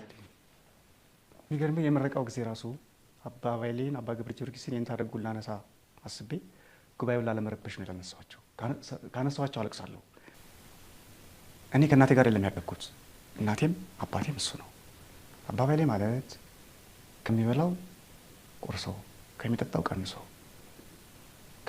የለበሰውን አለብሶ ያሳደገኝ፣ እንደ እናት ሲበርደኝ የእሱ ልብስ እያወለቀ እየደረበ ያሳደገኝ፣ ሲከፋኝ እምባይን ጠርጎ ያጽናናኝ፣ ለዲቁና እንድበቃ ቤተ መቅደሱን እንድረግጥ ማለት እንድገባ ወደ ውስጥ ማለት ነው። ለዚህ ክብር ያበቃኝ የዲቁናዬ፣ የህይወቴ፣ የልጅነቴ፣ አጠቃላይ የሰውነቴ በጎ ነገሬ በሙሉ የቤተ ክርስቲያን ነው። ቤተ ክርስቲያን እንደሚያስተዋወቀኝ እሱ ነው። አባ ባይሌ ማለት አባ ባይሌ የሚል ሰው ነው ሙሉ ስሙ። ቄስ ኃይሌ የሚል ሰው አባ ባይሌ የሚሉት የፍኖተ ሰላም ምእመናን እና ካህናቱ ስሙን ሲጠሩ አባ ባይሌ የሚለው ስለሚረዝምባቸው ነው መሰለኝ አባ ባይሌ ነው የሚሉት ማጠር አድርገው። ሙሉ ስማቸው ግን ባይሌየኝ ነው። ቄስ ባይሌየኝ ሰው ነበር በቀደመው ከ85 ጀምሮ እንግዲህ በእኔ ህፃንነት እድሜ ተወልጃለሁ። በእኔ ህፃንነት እድሜ ጀምሮ መንኩሶ እኔ ነኝ እንግዲህ ከዛ በኋላ ትዳሩ ማለት ትችላለህ። የእናትህ አባት ናቸው? አባት የእናቴ አባት ነው። አንተ ያው በእኛ አካባቢ አንተ ነው የሚባለው፣ ሽማግሌ ቢሆን አንቱ የሚሉ አሉ። እኔ ግን አንቱ ስለው ሩቅ ይሆንብኛል እና እኔ አንተ ነው ሁላችንም። እኔም የእናቴ አባት እኔም ርዕሰ ደብር መምህር እሸቱ ይባላል። አሁን ገና በ91 አመቱ ነው ያረፈው። እዚህ ፒያሳ ያሉት አቡነ ጴጥሮስ ናቸው በእግሩ መጥቶ ዲቁና የተቀበለው እና አንተ ብለን ነው እንዴ አርቀ አንቱም አካል ምኑን ሩቅ ይሆንብናል። አንዳንድ ቦታ ግን በተለይ ሰሜን ሸዋ አካባቢ ለአክብሮ አረጋውያን አባታቸውን ጭምር አንቱ የሚሉ ሰዎች እንዳሉ ሰምቻለሁ። እኔም ማውቃቸው ሰዎች አሉ። እኛ አካባቢ አንቱ ሲል የራቀበት ይመስለዋል፣ እዚህ ደግሞ አንተ ሲል የቀለለበት ይመስለውና እንግዲህ እንደ አካባቢ አይደለ ማህበረሰቡ ያለመደው የሚሉ አሉ። እኔ ግን እኔና አንተ ያደግበት አካባቢ እንደዛ አይልም እና እሱ ነው ማለት አባ ባይሌ ማለት እሱ ነው። የአባ ባይሌ ልጅ ብል አባ ባይሌ የሚለው የተለመደ ስም ነው። በዛ ላይ አይታወቅም እና መሰረታዊ ምክንያቴ አባ ባይሌ ልጅ ያስባልኩበት ሁለት ነው። የመጀመሪያው የእሱ ነኝ፣ እኔ የእሱ ስራ ነኝ። ጥሩ ነገር ካለኝ ከሱ የወረስኩት ነው። ከቤተ ክርስቲያን ቀጥሎ ከሱ ያገኘሁት ነው። መጥፎ ነገሮች በሙሉ የራሴ ናቸው። እኔ ያመጧቸው በሂደት አካባቢ የቀየረብኝ ናቸው እንጂ ከሱ ምንም ክፉ ነገር አልወረስኩም። ክፉ ነገር ደግሞ የለውም። ይገርምህ አንድ ነገር እንኳን ክፉ አታገኝበትም። ይሄ አሁን አባቴ ስለሆነ አይደለም፣ ጾመኛ ነው። በቀን አንዴ ነው ሲበላ የማየው። ግማሽ እንጀራ አይጨርስም ሲበላ እና እኔ ሳቀቃለሁ ስበላ አብሬው ከሱ ጋር ቶሎ ያልቅብኛል። እኔ ምግቡ ያው ልጅም ስለሆንኩኝ እሱ በቃኝ ይላል እና እንዲህ አይነት ቁጥብ ሰው አይናገርም። እኔ እንደውም ተናጋሪ ነኝ፣ የእሱ ልጅ አልመስልም እና በንግግር የተቆጠበ ለክህነቱ የሞተ የነሳ ልጆቹ 30 አይሞሉም ነበር። ብዙ የነሳ ልጅ መያዝን መቃወም አይገባም፣ ሰው እንዳቅሙ ያዝ። ግን በመጠን መኖርን ያስተማረኝ አንድም በዚህ መንገድ ነው። 100-300 ይዤ ሄዳ ከምገባ የሚል አቋም አለው። 30 ልጆች ልንከባከብ ብሎ ነው የሚያስበው እና ስቆጥር መዝገቡን ሳይ የአባ ባይሌ የነሳ ልጆች የሚለውን መዝገብ ሳይ ቤተክርስቲያን 30፣ 27፣ 28 ናቸው። ከዛ ከፍ አይለው። እንዲህ አይነት አባት ነው እና በዛ ላይ ደግሞ ክፉ ቃል ተናግሮ ሰው አያስቀይምም። ከከፋው በሆዱ ነው የሚይዘው። አዝኖ ጸሎት አድርጎ የተባለ እንጂ ኃይለ ቃል ተናግሮ ሰው አያስቀይምም። አመራር ሆኖ ውሳኔ ሊሰጥ ይችላል። በግለሰብ ደረጃ ግን አባ ባይሌ እንዲህ ያለ የሚል ሰው የለም። የእሱ ልጅ ስለሆንኩኝ አንድ ምክንያት ይሄ ነው። ሁለተኛው ስሙ ክብሬ ነው። ከተማ ላይ የሚታወቀው የአባ ባይሌ ልጅ በሚለው ነው። እንዲያውም የሞተ ጊዜ እንዲያውም አንድም እንደዚህ አይነት ትርጉም መተርጎም እንደምችል ያረጋገጥኩት የእሱ ያረፈ ጊዜ ግጥም ደርሻለሁ። እንደ መልክ አይነት ለሱ በስሙ መልክ መባል አይችልም፣ ማስታወሻ እንዲሆነኝ ነው። በአማርኛ ሰላም ለስም አጠራርህ መነሻ ፊደሉ የሆነ ባ ስጠራው የምመካበት በየሰው ቤት ስገባ የሚል 5 ስንኝ አለው። አበባ ከቤት ሳጣህ አዘንኩኝ ሆዴ ባባ እድራሃለሁ ብለህ ሳትጠብቀኝ እስካገባ አንተም አበባ የረገፍክ እኔም ቀረሁ ሳነባ ምትል የመጀመሪያው ናት። ሌላም አለ ወደ መሀል እና በዚህ መንገድ እያለቀስኩኝ ማስታወሻ እየጻፍኩኝ እዛው ቆሜ ያነበብኩኝ ዕለት ዕለት። እንዲያውም ቀድሞ ጽፎት ነው ሁሉ ይላል ሰው። እኔ አባቴ እንደሚሞት ታውቄ ነው ቀድሜ የምጽፈው። ያኔ የጻፍኩት ዕለት ዕለት አረፈ። ማታ ደግሞ የነበረ ጠዋት ለቅሶ ላይ ጻፍኩና በዚህ ደረጃ አክብሬዋለሁ። መጽሔትም አሳትሜለታለሁ። የተዘጋሩ ጊዜ ያችኛውን 22 ናቸው ያረፈው 28 ናቸው። መስከረም 28 ቀን ስላረፈ ያረፈበትን ቀን ለማስታወስ 28 አርኪዎች ናቸው የደረስኩለት በአማርኛ እና ስሙ መጠሪያዬ ነው። የአባባይሌ ልጅ ስባል ነው እንጂ ከተማ ላይ የሚከበረው ኤፍሬም ነኝ ስል ማነው ደግሞ ኤፍሬም ነው የሚባለው? የቤት ስምም አለኝ ሌላ አያቴ ያወጣችልኝ ጠብቀው፣ እሱ ገጠር ያሉ ሰዎች ናቸው የሚጠሩኝ እንጂ ከተማ ላይ አይታወቅም ጠብቀው። የትምህርት ቤት ስሜም የቅዳሴ ስሜም የሁሉም ስሜ ኤፍሬም ነው እና ኤፍሬም ነኝ ብዬ ሰው ካላወቀኝ የአባባይሌ ልጅ ነው የአባባይሌው ነው የሚባለው። ይህን ታደርጉ እንደው ጸጋቸው ቢደርብን አቋማቸውን ትምህርታቸውን ስለሚቀናበት ነርሲ ማር ከማለት ይልቅስ ጸጋቸው ቢደርብኝ ብል ይቀለኛል። እሳቸው ስልክ ደውዬ እንኳን ኤፍሬም ነኝ ስላቸው ከዘነጉኝ ኤፍሬም አባባይሌው ነው የሚሉኝ። አባባል በጣም ነው የሚወዷቸው፣ ይዋደዱ ነበር ሁለቱ እና አባባይሌ የሚለው ስም ፍኖተ ሰላም ከተማ ላይ መጠሪያዬ ነው። ኤፍሬም ከማለት ይልቅ የአባባይሌ ልጅ የሚለኝ ይበዛል እና እንዲህ የተጠራሁበት ስም፣ እንዲህ የከበርኩበት ስም፣ መስቀሉን ለመጨበጥ የበቃሁበት ስም፣ መልፋ መስቀሉን ይዤ ደሙን ለማቀበል የበቃሁበት ስም ነው። ይሄ ስም ከክርስቶስ ጋር አነጻጽሬው አይደለም። ከእግዚአብሔር ስም በታች ከእግዚአብሔር ስም በላይ ምንም ስም የለም። ግን ይህን ስል የአባባይሌ ልጅ የተባልኩኝ በሄድኩበት ሁሉ ስከበር፣ ቤተ ምርፋቅ ስገባ ስከበር፣ በቅዳሴ ስከበር የኖርኩት በእሱ ምክንያት ነውና ለማለት እሱን ለማስታወስ እንዲያመቸኝ አጽሙም እንዲመርቀኝ እንደ መታሰቢያ እንዲሆነኝ በጣም ደስ ይላል። የአባባይሌ ልጅ የሚለውን ስም አስገባው። መጽሐፍ እጅግ በጣም ተወዷል። ብዙ ቅድም የጠራቸው እንደውም ደስ የሆነ ልቤን የነካው ነገር ስትናገር ንግግር ላይ በጣም የሚያስለቅስም የሚያስቅም ብዙ ነገሮችን ተናግራልና እኔ በጣም የነካኝ ነገር ኤፍሬም ዛሬ ቤተክርስቲያን ልጇ ስለሆንኩ ሲኖዶስ ዋልካ አስመረቀችልኝ ያልከው ይህን ፍቅሯን ስለምታውቅ እናቴ ዛሬ ሲኖዶሱን ልካ አስመረቀችኝ። ለእኔ እኮ ብፁዕ አቡነ ጴጥሮስ እኮ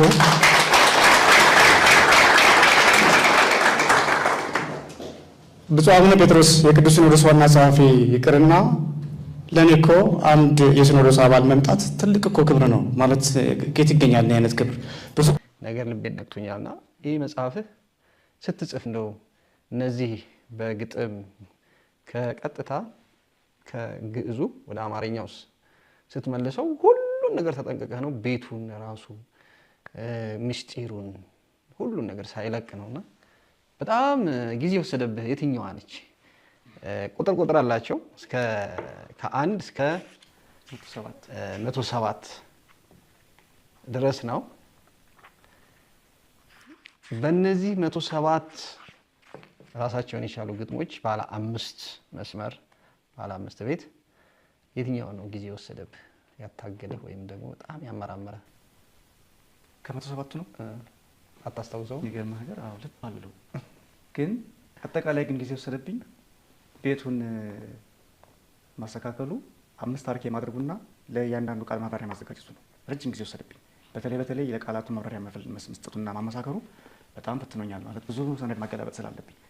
ግጥም ላይ ግን እኔ ሉሌ እንግዲህ እግዚአብሔር በዚህ ኑር ብሎኝ ነው መሰለኝ ስተረጉም ከከበደኝ ይከብደኛል እንጂ ወዲያው ነው የሚመጣልኝ ሀሳቡ። ማለት ተጨንቄ ይሄንስ በኋላ ተርጉሞ ብዬ አይደለም ማስቀመጡን ሀሳብ የለም። አየውና በገባኝ መጠን ተርጉመዋለሁ፣ ደጋግሜ ያነበዋለሁ፣ ይጣፍጠኛል፣ እተወዋለሁ እና ከብዶኝ ለመተርጎም ተሳነኝ ምለውን አላስታውሰውም። ምናልባት ፊደሉ አልመጣልኝ የሚለው ያስቸገረኝ ግን ብዙ አለ። እሱን እኮ ነው ብዙ አለ። ፊደሉን እኮ ነው ቅድም ስናወራ እዛ ላይ ነው ፊደሉ ላይ ለምሳሌ ሳልስ ከሆነ በሳልስ ለመጨረስ አማርኛው ላይ የቀየርከው አለ ወይ? ብግሩም እሱማ እንግዲህ ከዚህ ከ107ቱ መካከል 75ቱ ናቸው ባለሳሳት። አንድ ምሁር 74 አርገዋቸዋል ቆጥረው፣ እኔ 75 ነው የመጣልኝ ስቆጥረው፣ ከሁለት አንዳችን ትክክል ነን። 75ቱ የግዕዙና የአማርኛው ቤት አንድ አይነት ነው። እንግዲህ ከ107ቱ 75ቱ ማለት አብዛኛው ነው ማለት ነው። እንዲህ እግዚአብሔር እንደው እሱ እጄን አስይዞኝ አሰርቶኝ ነው እንጂ የግዕዝም የአማርኛም ቤት መምቻ አንድ አይነት ፊደል አድርጎ ግጥም ማዘጋጀት ለዛውም የምስጢሩን ሳያዛንፉ ቀላል ስራ አይመስለኝም። የራሱን ስራ ለማካበድ ነው እንዳልባል እንጂ ከባድ ነው። ግን እግዚአብሔር አቀለለልኝ። አሁን እግዚአብሔር የሚከስበት መንገድ ብዙ ነው ሰውን። እኔ አማርሬዋለሁ። አምላኬ እንደዚህ ለመከራ ነው። ለመከራ ስል የተለየ መከራ ገጥሞኝ ሳይሆን በነገር እፈተናለሁ። ብዙ ጊዜ በነገር ያላልኩትን አለ እየተባልኩኝ ያላወራሁትን አውራ እየተባልኩኝ ብዙ ተመሳሳይ ነገር ሲበዛብኝ አማሬው ነበርና የለም ግድ የለም ጊዜን ጠብቅ እክስሃለሁ ብሎ ነው መሰለኝ እሱ ነው የሰራው እንጂ ያስቸግራል። እና ከ75 ውጭ ያሉት ቀሪዎቹ አስቸግረውኝ ነው ቤታቸውን ያልጠበቅኩት። ለምሳሌ የመጀመሪያው ቤቱ ሊ ነው። በሊ ሞከርኩኝ አማርኛ አይመጣለትም። እኔ ስለሆንኩ ሳይሆን አይመጣም። አሁን በሌ ግጥም እንኳንስ ትርጉም ይቅርና ግጥም እንኳን ኖርማል ግጥም ዝም ብሎ ኤሊ ምናምን ምናምን ያልኩ መግጠም ይቻላል እኮ ግን ለትምህርት ሃይማኖት የሚሆን ቃል ግን አጣው በሌ እና ሰዓሊ ምንም አይመጣም።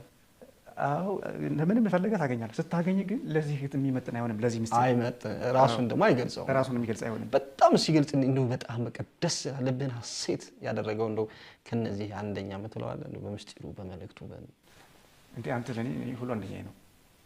ሁሉም አንደኛ ነው። አዎ በጣም ሁሉም ግን እንደው እስኪ እሺ አንተ ሁሉም አንደኛ ነው። የሆነ ሰው ደውሎ ይሄ በጣም ልቤን ነካኛል አለ እንደሱ ካልከኝ ልመልስልህ። እንትን እንዳትቆጥርብኝ እንድትምክት በቃ ለመርጥ ፈልግ የሆነ ጊዜ በቃ ማለት አንዱን ጋር ማበላጥ ይከብደኛል። ግን ሰው ደውሎ ማልጠብቀው ሰው ልህ ደውለኛል ብለህ አዎ ያላሰብከው ብዙ ስራ ብዙ አገልግሎት ያለበት ሰው ስለሆነ አንዳንድ ሰው እኮ ሊያደንቅ ፈልጎ ጊዜ አቶ ይተዋልና ስራዬ ብሎ ግን ይደውልልኝ ሰው አለ። እሱ አደነቀልኝ የትኛው ነው 78 ቁጥር ያለው ነው። አንዱ አራት ናቸው በተለይ እነዚህ ብሎ 78 ላንብብ ሌሎቹ ጊዜ ስለሚወስዱ እንተዋቸው። ለእኔ ደግሞ 105ን ታነብልኛለህ ነው በጣም ነው አደርከው እሱን። አዎ እሺ 78 ይቅርታ ቁጥር ተሳስቻለሁ 66 78 የተለየ ሰው ያደነቀው ሳይሆን አንድ መምህር ፍኖተ ሰላም ማውቃቸው ወዳጄ ናቸውና ደውዬ ጠቢበ ጠቢባንን ይጸልዩታል እሳቸው የኔታ ከጠቢበ ጠቢባን መካከል የትኛውን አነብልዎት የትኛውን ባነብልዎት ደስ ይለውታል አልኳቸውና እንደው ላንተ ምጸለያት ላንተ መመኝልህ አለች ኦ ዛዳንኮሙ ለደቂቀ መቃብያን የምትለዋን እሷን እስኪ ያንብብልኝ አሉኝ።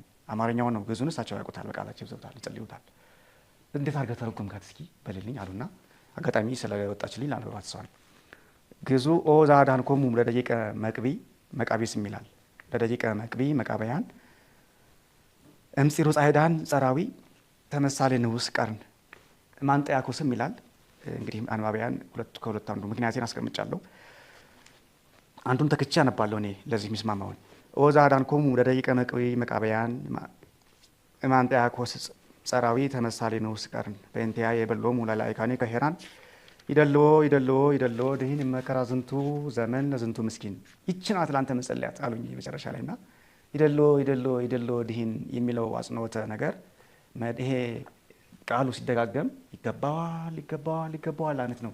ቤተክርስቲያን ሲሾሙ አባቶቻችን ይደልዎ እንደምንለው ለዚህ ምስኪን ሰው ድህነት ይገባዋል ብሎ አስረግጦ ለመናገር ነው የደጋገመውና ምን ብዬ ነው የተረጎምኩት በአማርኛ ያዳንካቸው ጌታ የመቅቢ ልጆችን ከአንጥያቆስ እጅ የሚመሰል በቀርን ፂሩ ጻይዳን ያልኩበት ምክንያት አብራርቻለሁ። መጽሐፉን ካገኛችሁ ተሰራ ታገኙታላችሁ። ስለ እኔ በላቸው ደጋግ ባሮችህን መላእክቱን ማለት ነው። ከዚህ ጊዜ ጭንቀት ይሄ ልጄ ምስኪን መዳን ይገባዋል። አሁን ይገባዋል ከማለት መዳን በሚል አቃናሁት ለግጥሙ እንዲያመቸኝ እና መላእክቱ ባሮቹ ቅዱሳን መላእክት ወይም ቅዱሳኑ አማላጆቻችን ለልጄ መዳን ይደረግለት ዘንድ ይገባዋልና እልል በሉ ዘምሩለት ብሎ መላእክቱን እንዲያዘዝ የተጸለየ ጸሎት ነው። ይሄ አንዱ ነው መምህራን ከጋበዙኝ። 66 ግን አንድ መምህር እንደው ስፍስፍ ብሎ በጣም ወደድኩት ይሄንን ያለኝ መምህር አለ። መምህር ያደርጋል አበጋዝ ነው ማለት በጣም ኤፍሬም ብሎ አሳዘነኝ። አነጋገሩ ማለት ምን ያህል ይነካበት ነው፣ ለእኔስ ምን ያህል ዋጋ ቢሰጠኝ ነው። እግዚአብሔር ይመስገን የተለየ ዋጋ የምሰጠው መምህርም ነው እሱ የቀናበት መምህር ነው። እና በስልክ ደውሎ አነበበልኝ እሱ ራሱ ይሄኛው በጣም ግሩም አድርገን የገለጽከው ብሎ ሌሎችም አሉ። ሌሎችን እዚያ መረቃው ላይ ተናግሯቸዋል እና ይሄን እዚህ ላንብበው ያኔ ጊዜ ስላጣላ አናበበውም እሱ ኦ አምላከ ሕዝቅኤል ወመንሴ አይጽንት ለሞቱ ወዛ አራይኮ በህልም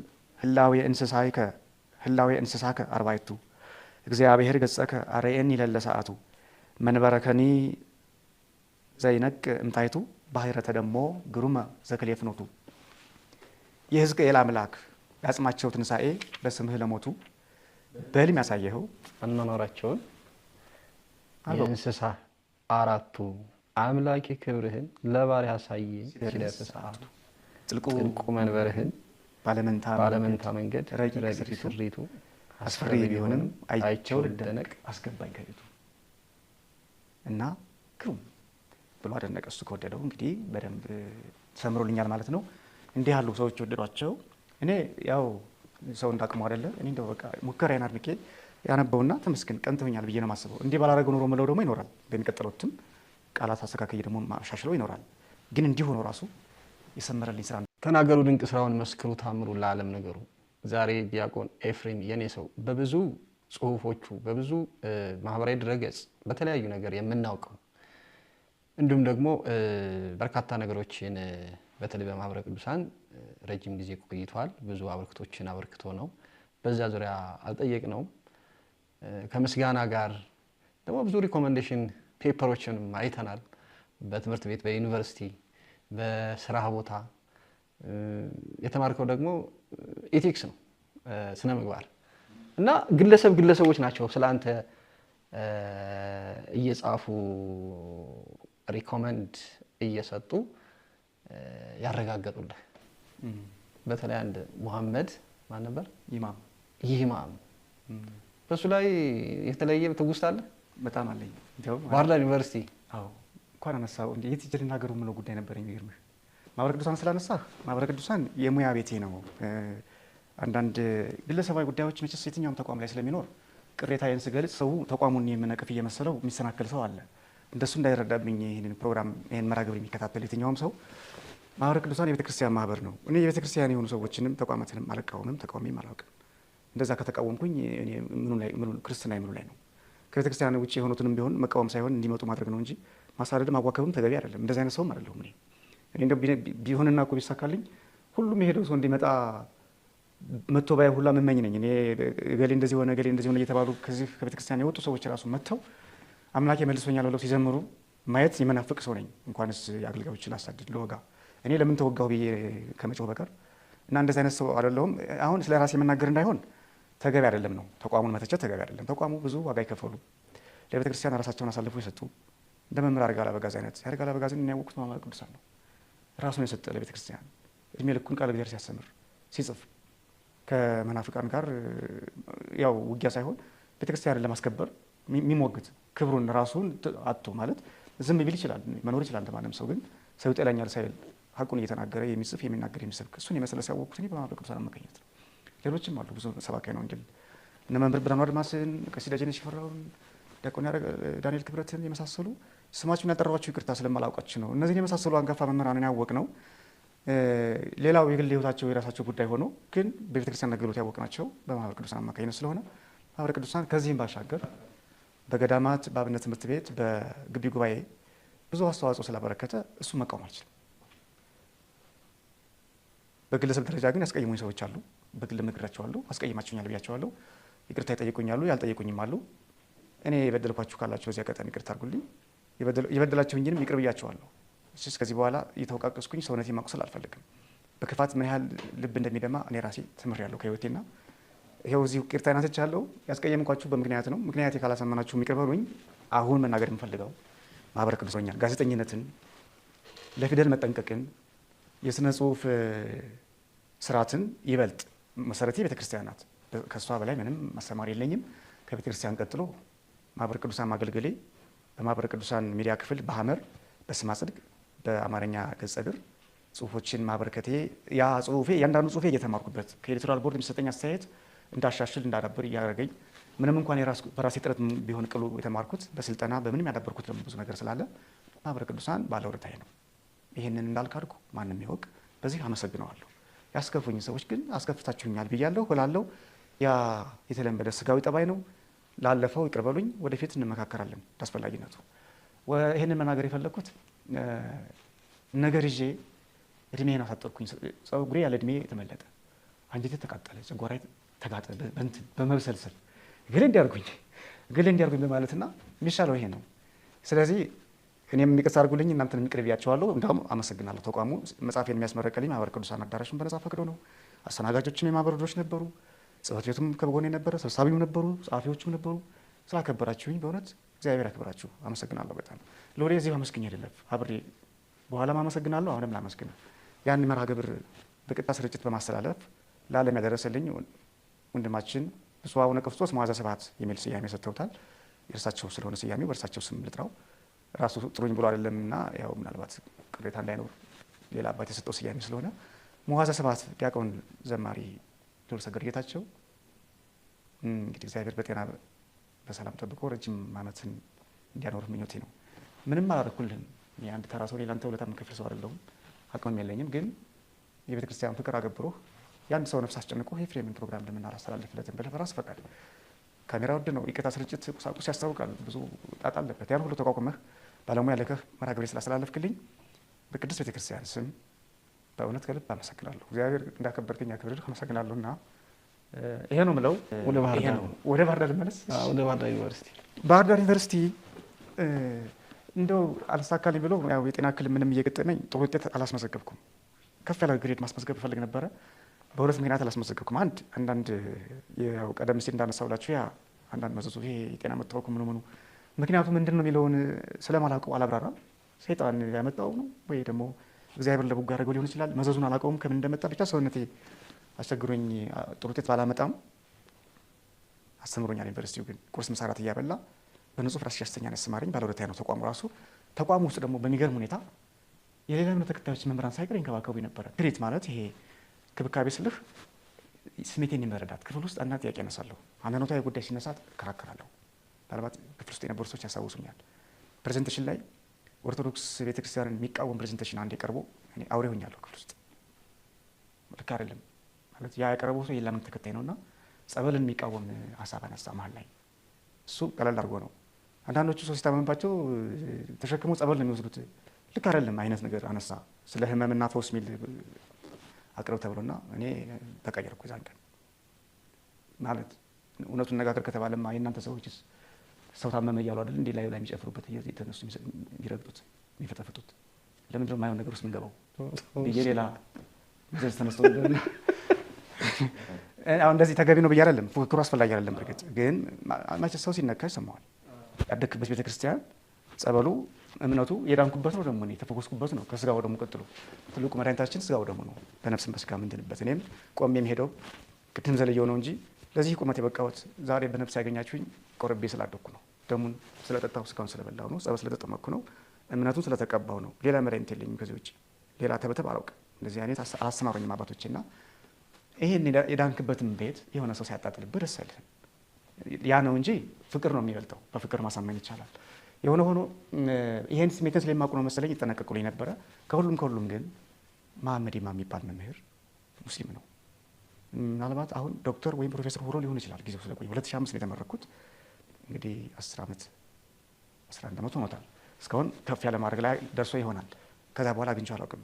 አንዱ ሪኮሜንዴሽን የጻፈልኝ እሱ ነው። ሌሎችም በግልጽ ጽፈውልኛል።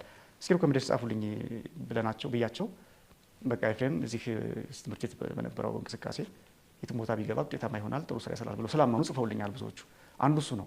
እሱን ያነሳሁት ግን ከሪኮሜንዴሽን ይሄ የእውቅና ደብዳቤ በመጻፉ ብቻ አይደለም። የመመረቂያ ጽሁፍ ሳዘጋጅ አማካሪ የተመደበልኝ ሰው ሌላ ነው። ትምህርቱም እንግሊዝኛ ነው። ነገራችን ላይ የመረጥኩት ርዕስ ከባድ ነው። መረጃም አይገኝለትም፣ ጉዳዩም አያስመርቅም። የመንግስት አሰራርን የሚቃወም ርዕሳች ነው ርዕሴን የመረጥኩት። ዘ ኢምፓክት ኦፍ ፌዴራሊዝም ኦን ሪሊጂየስ ዳይቨርሲቲ አመንግ ዘ ስቱደንትስ ኦፍ ባህር ዳር ዩኒቨርሲቲ የሚል ርዕስ ነበር የመረጥኩት። ሀሳቡ ምንድን ነው? የዚህ የመንግስቱ መዋቅር ተግዳሮት በሃይማኖት ላይ ይልቁንም በባህር ዳር ዩኒቨርሲቲ ተማሪዎች ላይ የሚል ነበረ። በዚህ ዓመት የባህር ዳር ዩኒቨርሲቲ ተማሪዎች ክርስትና እምነት ተከታዮችም ነጠላ ለብሰው ግቢ ውስጥ ጸሎት ሲያደርጉ ማህበር ሲጠጡ የሚዋከቡበት፣ የእስልምና እምነት ተከታዮችም ሲሰግዱ አስተግሩም ተብለው ተከልክለው የተባረሩበት የወጡበት ዓመት ነበርና ሃይማኖትን ግቢ ውስጥ ሃይማኖታዊ እንቅስቃሴ ማካሄድ ይቻላል አይቻልም የሚለው ፈተና ሆኖ ተማሪ ተፈትኖ ነበርና እሱ ማሳየት ፈለኩ በጥናት። መምህር መሐመድ ኢማም አልነገርኩትም። ሲወጣ ከክፍል ኮንፍሊክት ሪዞሉሽን ሜካኒዝም የሚባል ኮርስ 2 ሰጥቶናል። እሱን ነው የሚያስተምረን። ሲወጣ ፈልጋለሁ ኤፍሬም አለኝና ቢሮ ጠራኝ። ሄድኩ። ርዕስህ ምንድን ነው የሪሰርችህ አለኝ። ነገርኩት። በዚህ ጉዳይ ርዕሱ እንኳን ይሄ ባይጸድቅልኝ ከዚህ ጋር የተያያዘ ነገር ነው የምሰራው። መልካም ኤፍሬም አለኝ። ተምረህ መመረቅ ትፈልጋለህ? አዎ። ተመረቀህ ስራ መያዝ ትፈልጋለህ? አዎ። እንግዲያውስ ርዕስ ቀይር ነው ያለኝ። ለምን? እንዳንድ መምህር ለአንተ እንደሚያስብ ሰው ነው የምነግርህ። እንዲህ አይነት ርዕሶች አያስመርቁም። ምክንያቱም ይህ ዩኒቨርሲቲ ምንም እንኳን የትምህርት ተቋም ቢሆንም እዚህ ውስጥ ብዙ የፖለቲካ ሰዎች አሉ። ይህንን ሪሰርች የሰሙ ሰዎች አንተን የመንግስት ጠር እንደሆንክ ለመንግስት የተለየ ተልእኮ እንደምታራምድ ካመለከቱ አትመረቅ እና ግድ የለህም ዝም ብለህ ሌላ ቀለል ያለ ምረጥና ተመረቅ። ተምረህ ስራ ያዝ ይቅርብሃለኝ እና እግዚአብሔር ነው የላከልኝ። እግዚአብሔር ርዕሱ ምንድነው? ኮንፍሊክት የሚያስተምር ነው ወይስ ርዕሱ? ርዕሱ የመመረቂያ ርዕስማ ዘ ኢምፓክት ኦፍ ፌዴራሊዝም ነው። ኦን ሪሊጂየስ ዳይቨርሲቲ ነው። በሃይማኖታዊ ልዩነት ላይ ይሄ ሃይማኖቶችን አቻችሎ ከመኖር አንጻር የስርዓተ መንግስቱ ተግዳሮት ወይም አሰናካይነት ነው ወይም ተጽዕኖ። መንግስቱ መዋቅሩ በራሱ በጣም ይወድሃል። ግን እሱ ከመውደድ ባሻገር ነው እንጂ ሉሌ አልመረቅም እኮ እንዳለው ብመረቅም እኔ ራሴ አላስመርቅም። ምክንያቱም ፖለቲካ ነው ጥናቱ። ኮንክሉዥኑ ምንድን ነው መሰለህ የሚሆነው ይህ ስርዓት መንግስት እየተከተለ ያለው ስርዓት ለሃይማኖቶቹ አይጠቅምም ነው ኮንክሉዥኑ የሚሆነው። ከዛ የመንግስት አካላት ደግሞ ያው ማንኛውም አካል አገዛዙን ስትቃወምበት እኔ አስተምሬህ ርዕሱ ይሄ ከሆነ በጣም ብዙ ነገር ነው በውስጡ የምታነሳው። መቼም በአንድ አረፍተ ነገር ወይም በአንድ ምዕራፍ ወይም በአንድ ገጽ የምትዘጋው አይደለም። ሰፊ ነው። በመንግስት በቤተክርስቲያን ላይ የደረሰው እያንዳንዱ ስታነሳ ዘረዝራለሁ። ከዛ ደግሞ ሚዛናዊ ለመሆን ሙስሊሞችን አካትታለሁ። ግን መጨረሻ ተጠቂ መሆን እኔ ነኝ። ምክንያቱም መንግስትን ተቃውመሃል ተብዬ አልመረቅም እና እሱ በቅንነት ነው ማለት እሱም እኮ መንግስትን ተቃውሞ አይደለም። አንዳንድ ፖሊሲዎች ከመንግስት አንጻር ይታያሉ። እዛ ዩኒቨርሲቲ ውስጥ መንግስት የሚቃወም አሰራር ተማሪው አቋም ካለው ተልእኮ አለው እንዲህ ምናምን ተብሎ ቢያንስ እስኪጠና ታስራለሁ። እንደ መመረቂያ ጽሁፍ እስካረከው ድረስ ከባድ እንትን በውስጥህ ነበረ ተብሎ ነው የሚመዘው። የፖለቲካ ሚሽን ይዤ የገባሁ ነው የሚመስለው እና እግዚአብሔር ያክብረው። መሐመድ ኢማም እንግዲህ ፕሮፌሰር ሆነ ይሆን ዶክተር ሆነ ይሆን አላውቅም። ባለህበት ግን ይህም መርሃ ግብር የምትከታተል ከሆነ ሰው ይነግረዋል። ምስጋና ይድረስህ። ትልቅ ውለታ ውለህልኛል። ጓደኞቹ ይነግሩታል። ክርስቲያን ጓደኞች ይህንን ያየ ይነግሩታል። ባገኘው እኔ ኩታ ሸልመዋለሁ በእውነት እና መሐመድ ኢማም ባለውለታዬ ነው። ቀየርኩ ርዕስ። ከዛ ቀለል ያለ ዝም ብዬ ነካ አድርጌ የተመረኩት። ከዛ ተመረኩኝ። የተለየ ውጤትን ባላስመዘግብ እንትኑ ብቻ ተመረቀ መባሉ ትልቅ ስኬት ነው ለእኔ። ባህር ዳር ዩኒቨርሲቲ ቁርስ ምሳ እራት ሸፍኖ ስታመም ያስተመመኝ ዩኒቨርሲቲው ነው። በሶስት ዓመት ቆይታ ታመሜ ነበር በጣም ምግብ አልስማማኝ ብሎ ነንካፌ አድርጎ ዩኒቨርሲቲው ገንዘብ እየከፈለኝ ለኤፍሬም የነሱ ብቻ ብሎ አይደለም ይሄን አሰራር መዘርጋቱ ጠቀመኝ ለኔ። ምግብ አልስማማኝ ሲል 360 በወር ይከፈልኛል። የጎደለችኝን ከአበው ውሃ እየተቀበልኩኝ ውጭ ነበር ምግብ መበላው እንደ ሀብታም ልጅና አንድ የቆሎ ተማሪ እንግዲህ ነንካፌ ሲሆን ብርቅ ነው፣ ብዙ አይታወቅም እንደዚህ። ያው እኮ ነው በፊትም የቆሎ ተማሪ ያው ከቤት ውጭ ነበር ምግብ ከዶርም ውጭ ብላቀና ከግቢ ውጭ በዛው በለመደብን ሄድከው እንዳልክ። ሰሞኑን ፌስቡክ ላይ የለም ልበል አልተወሰነ ጊዜ እንደዚህ ስከፍት ቶሎ ብዬ አንተን መልእክት ነበር የምጽፈውና ማነበው። ሰሞኑን ግን የለህም። ምንድን ነው? በሰላም ነው? በሰላም ነው። ራሴን እያረምኩ ነው። አንዱም የመምጣውበት አንዱ ዋናው ምክንያት መጽሐፉ ጠቢበ ጠቢባን ሆኖ አንዱ አነሳሽ ምክንያት እሱ ነው። ይህ መጽሐፍ በህይወቴ ብዙ ለውጥ አምጥቷል። በጤንነት ላይ ለውጥ አምጥቷል። እኔ ይሄ እጄ ተሰብሮ ነበር፣ ይሄ ያብጥብኝ ነበር እዚህ ጋር ስጽፍ ረጅም ሰዓት በተለይ ቅዝቃዜ ላይ ከሆነ ይሄ ያበጠ እጄ እንደዚህ መንቀሳቀስ ማወዝ መያዝ አልችልም ነበር። ከዛ ዳንክ። የዳንኩት በዚህ መጽሐፍ ነው። መጽሐፉ ስጽፍ ዳንክ። እየጻፍኩ ባለበት በሂደት እየዳነ መጣ። አይገርምም? የቃለ እግዚአብሔር ስለሆነ ማለት በእውነታው እንደውም ቃለ እግዚአብሔር ሲሆን ያሳምማል አንዳንዴ እንደ ጾር ሆኖ ያውቃል። ይሄ ደግሞ አዳነኝ። እንግዲህ በሌላ ጊዜ ደግሞ ሊያመኝ ይችላል። ሲያመኝ ደግሞ ለምን ቀጥሮት ይዘል? አይ ኢፍ ክሎዝ አያስፈልግም። ይጠበቃል።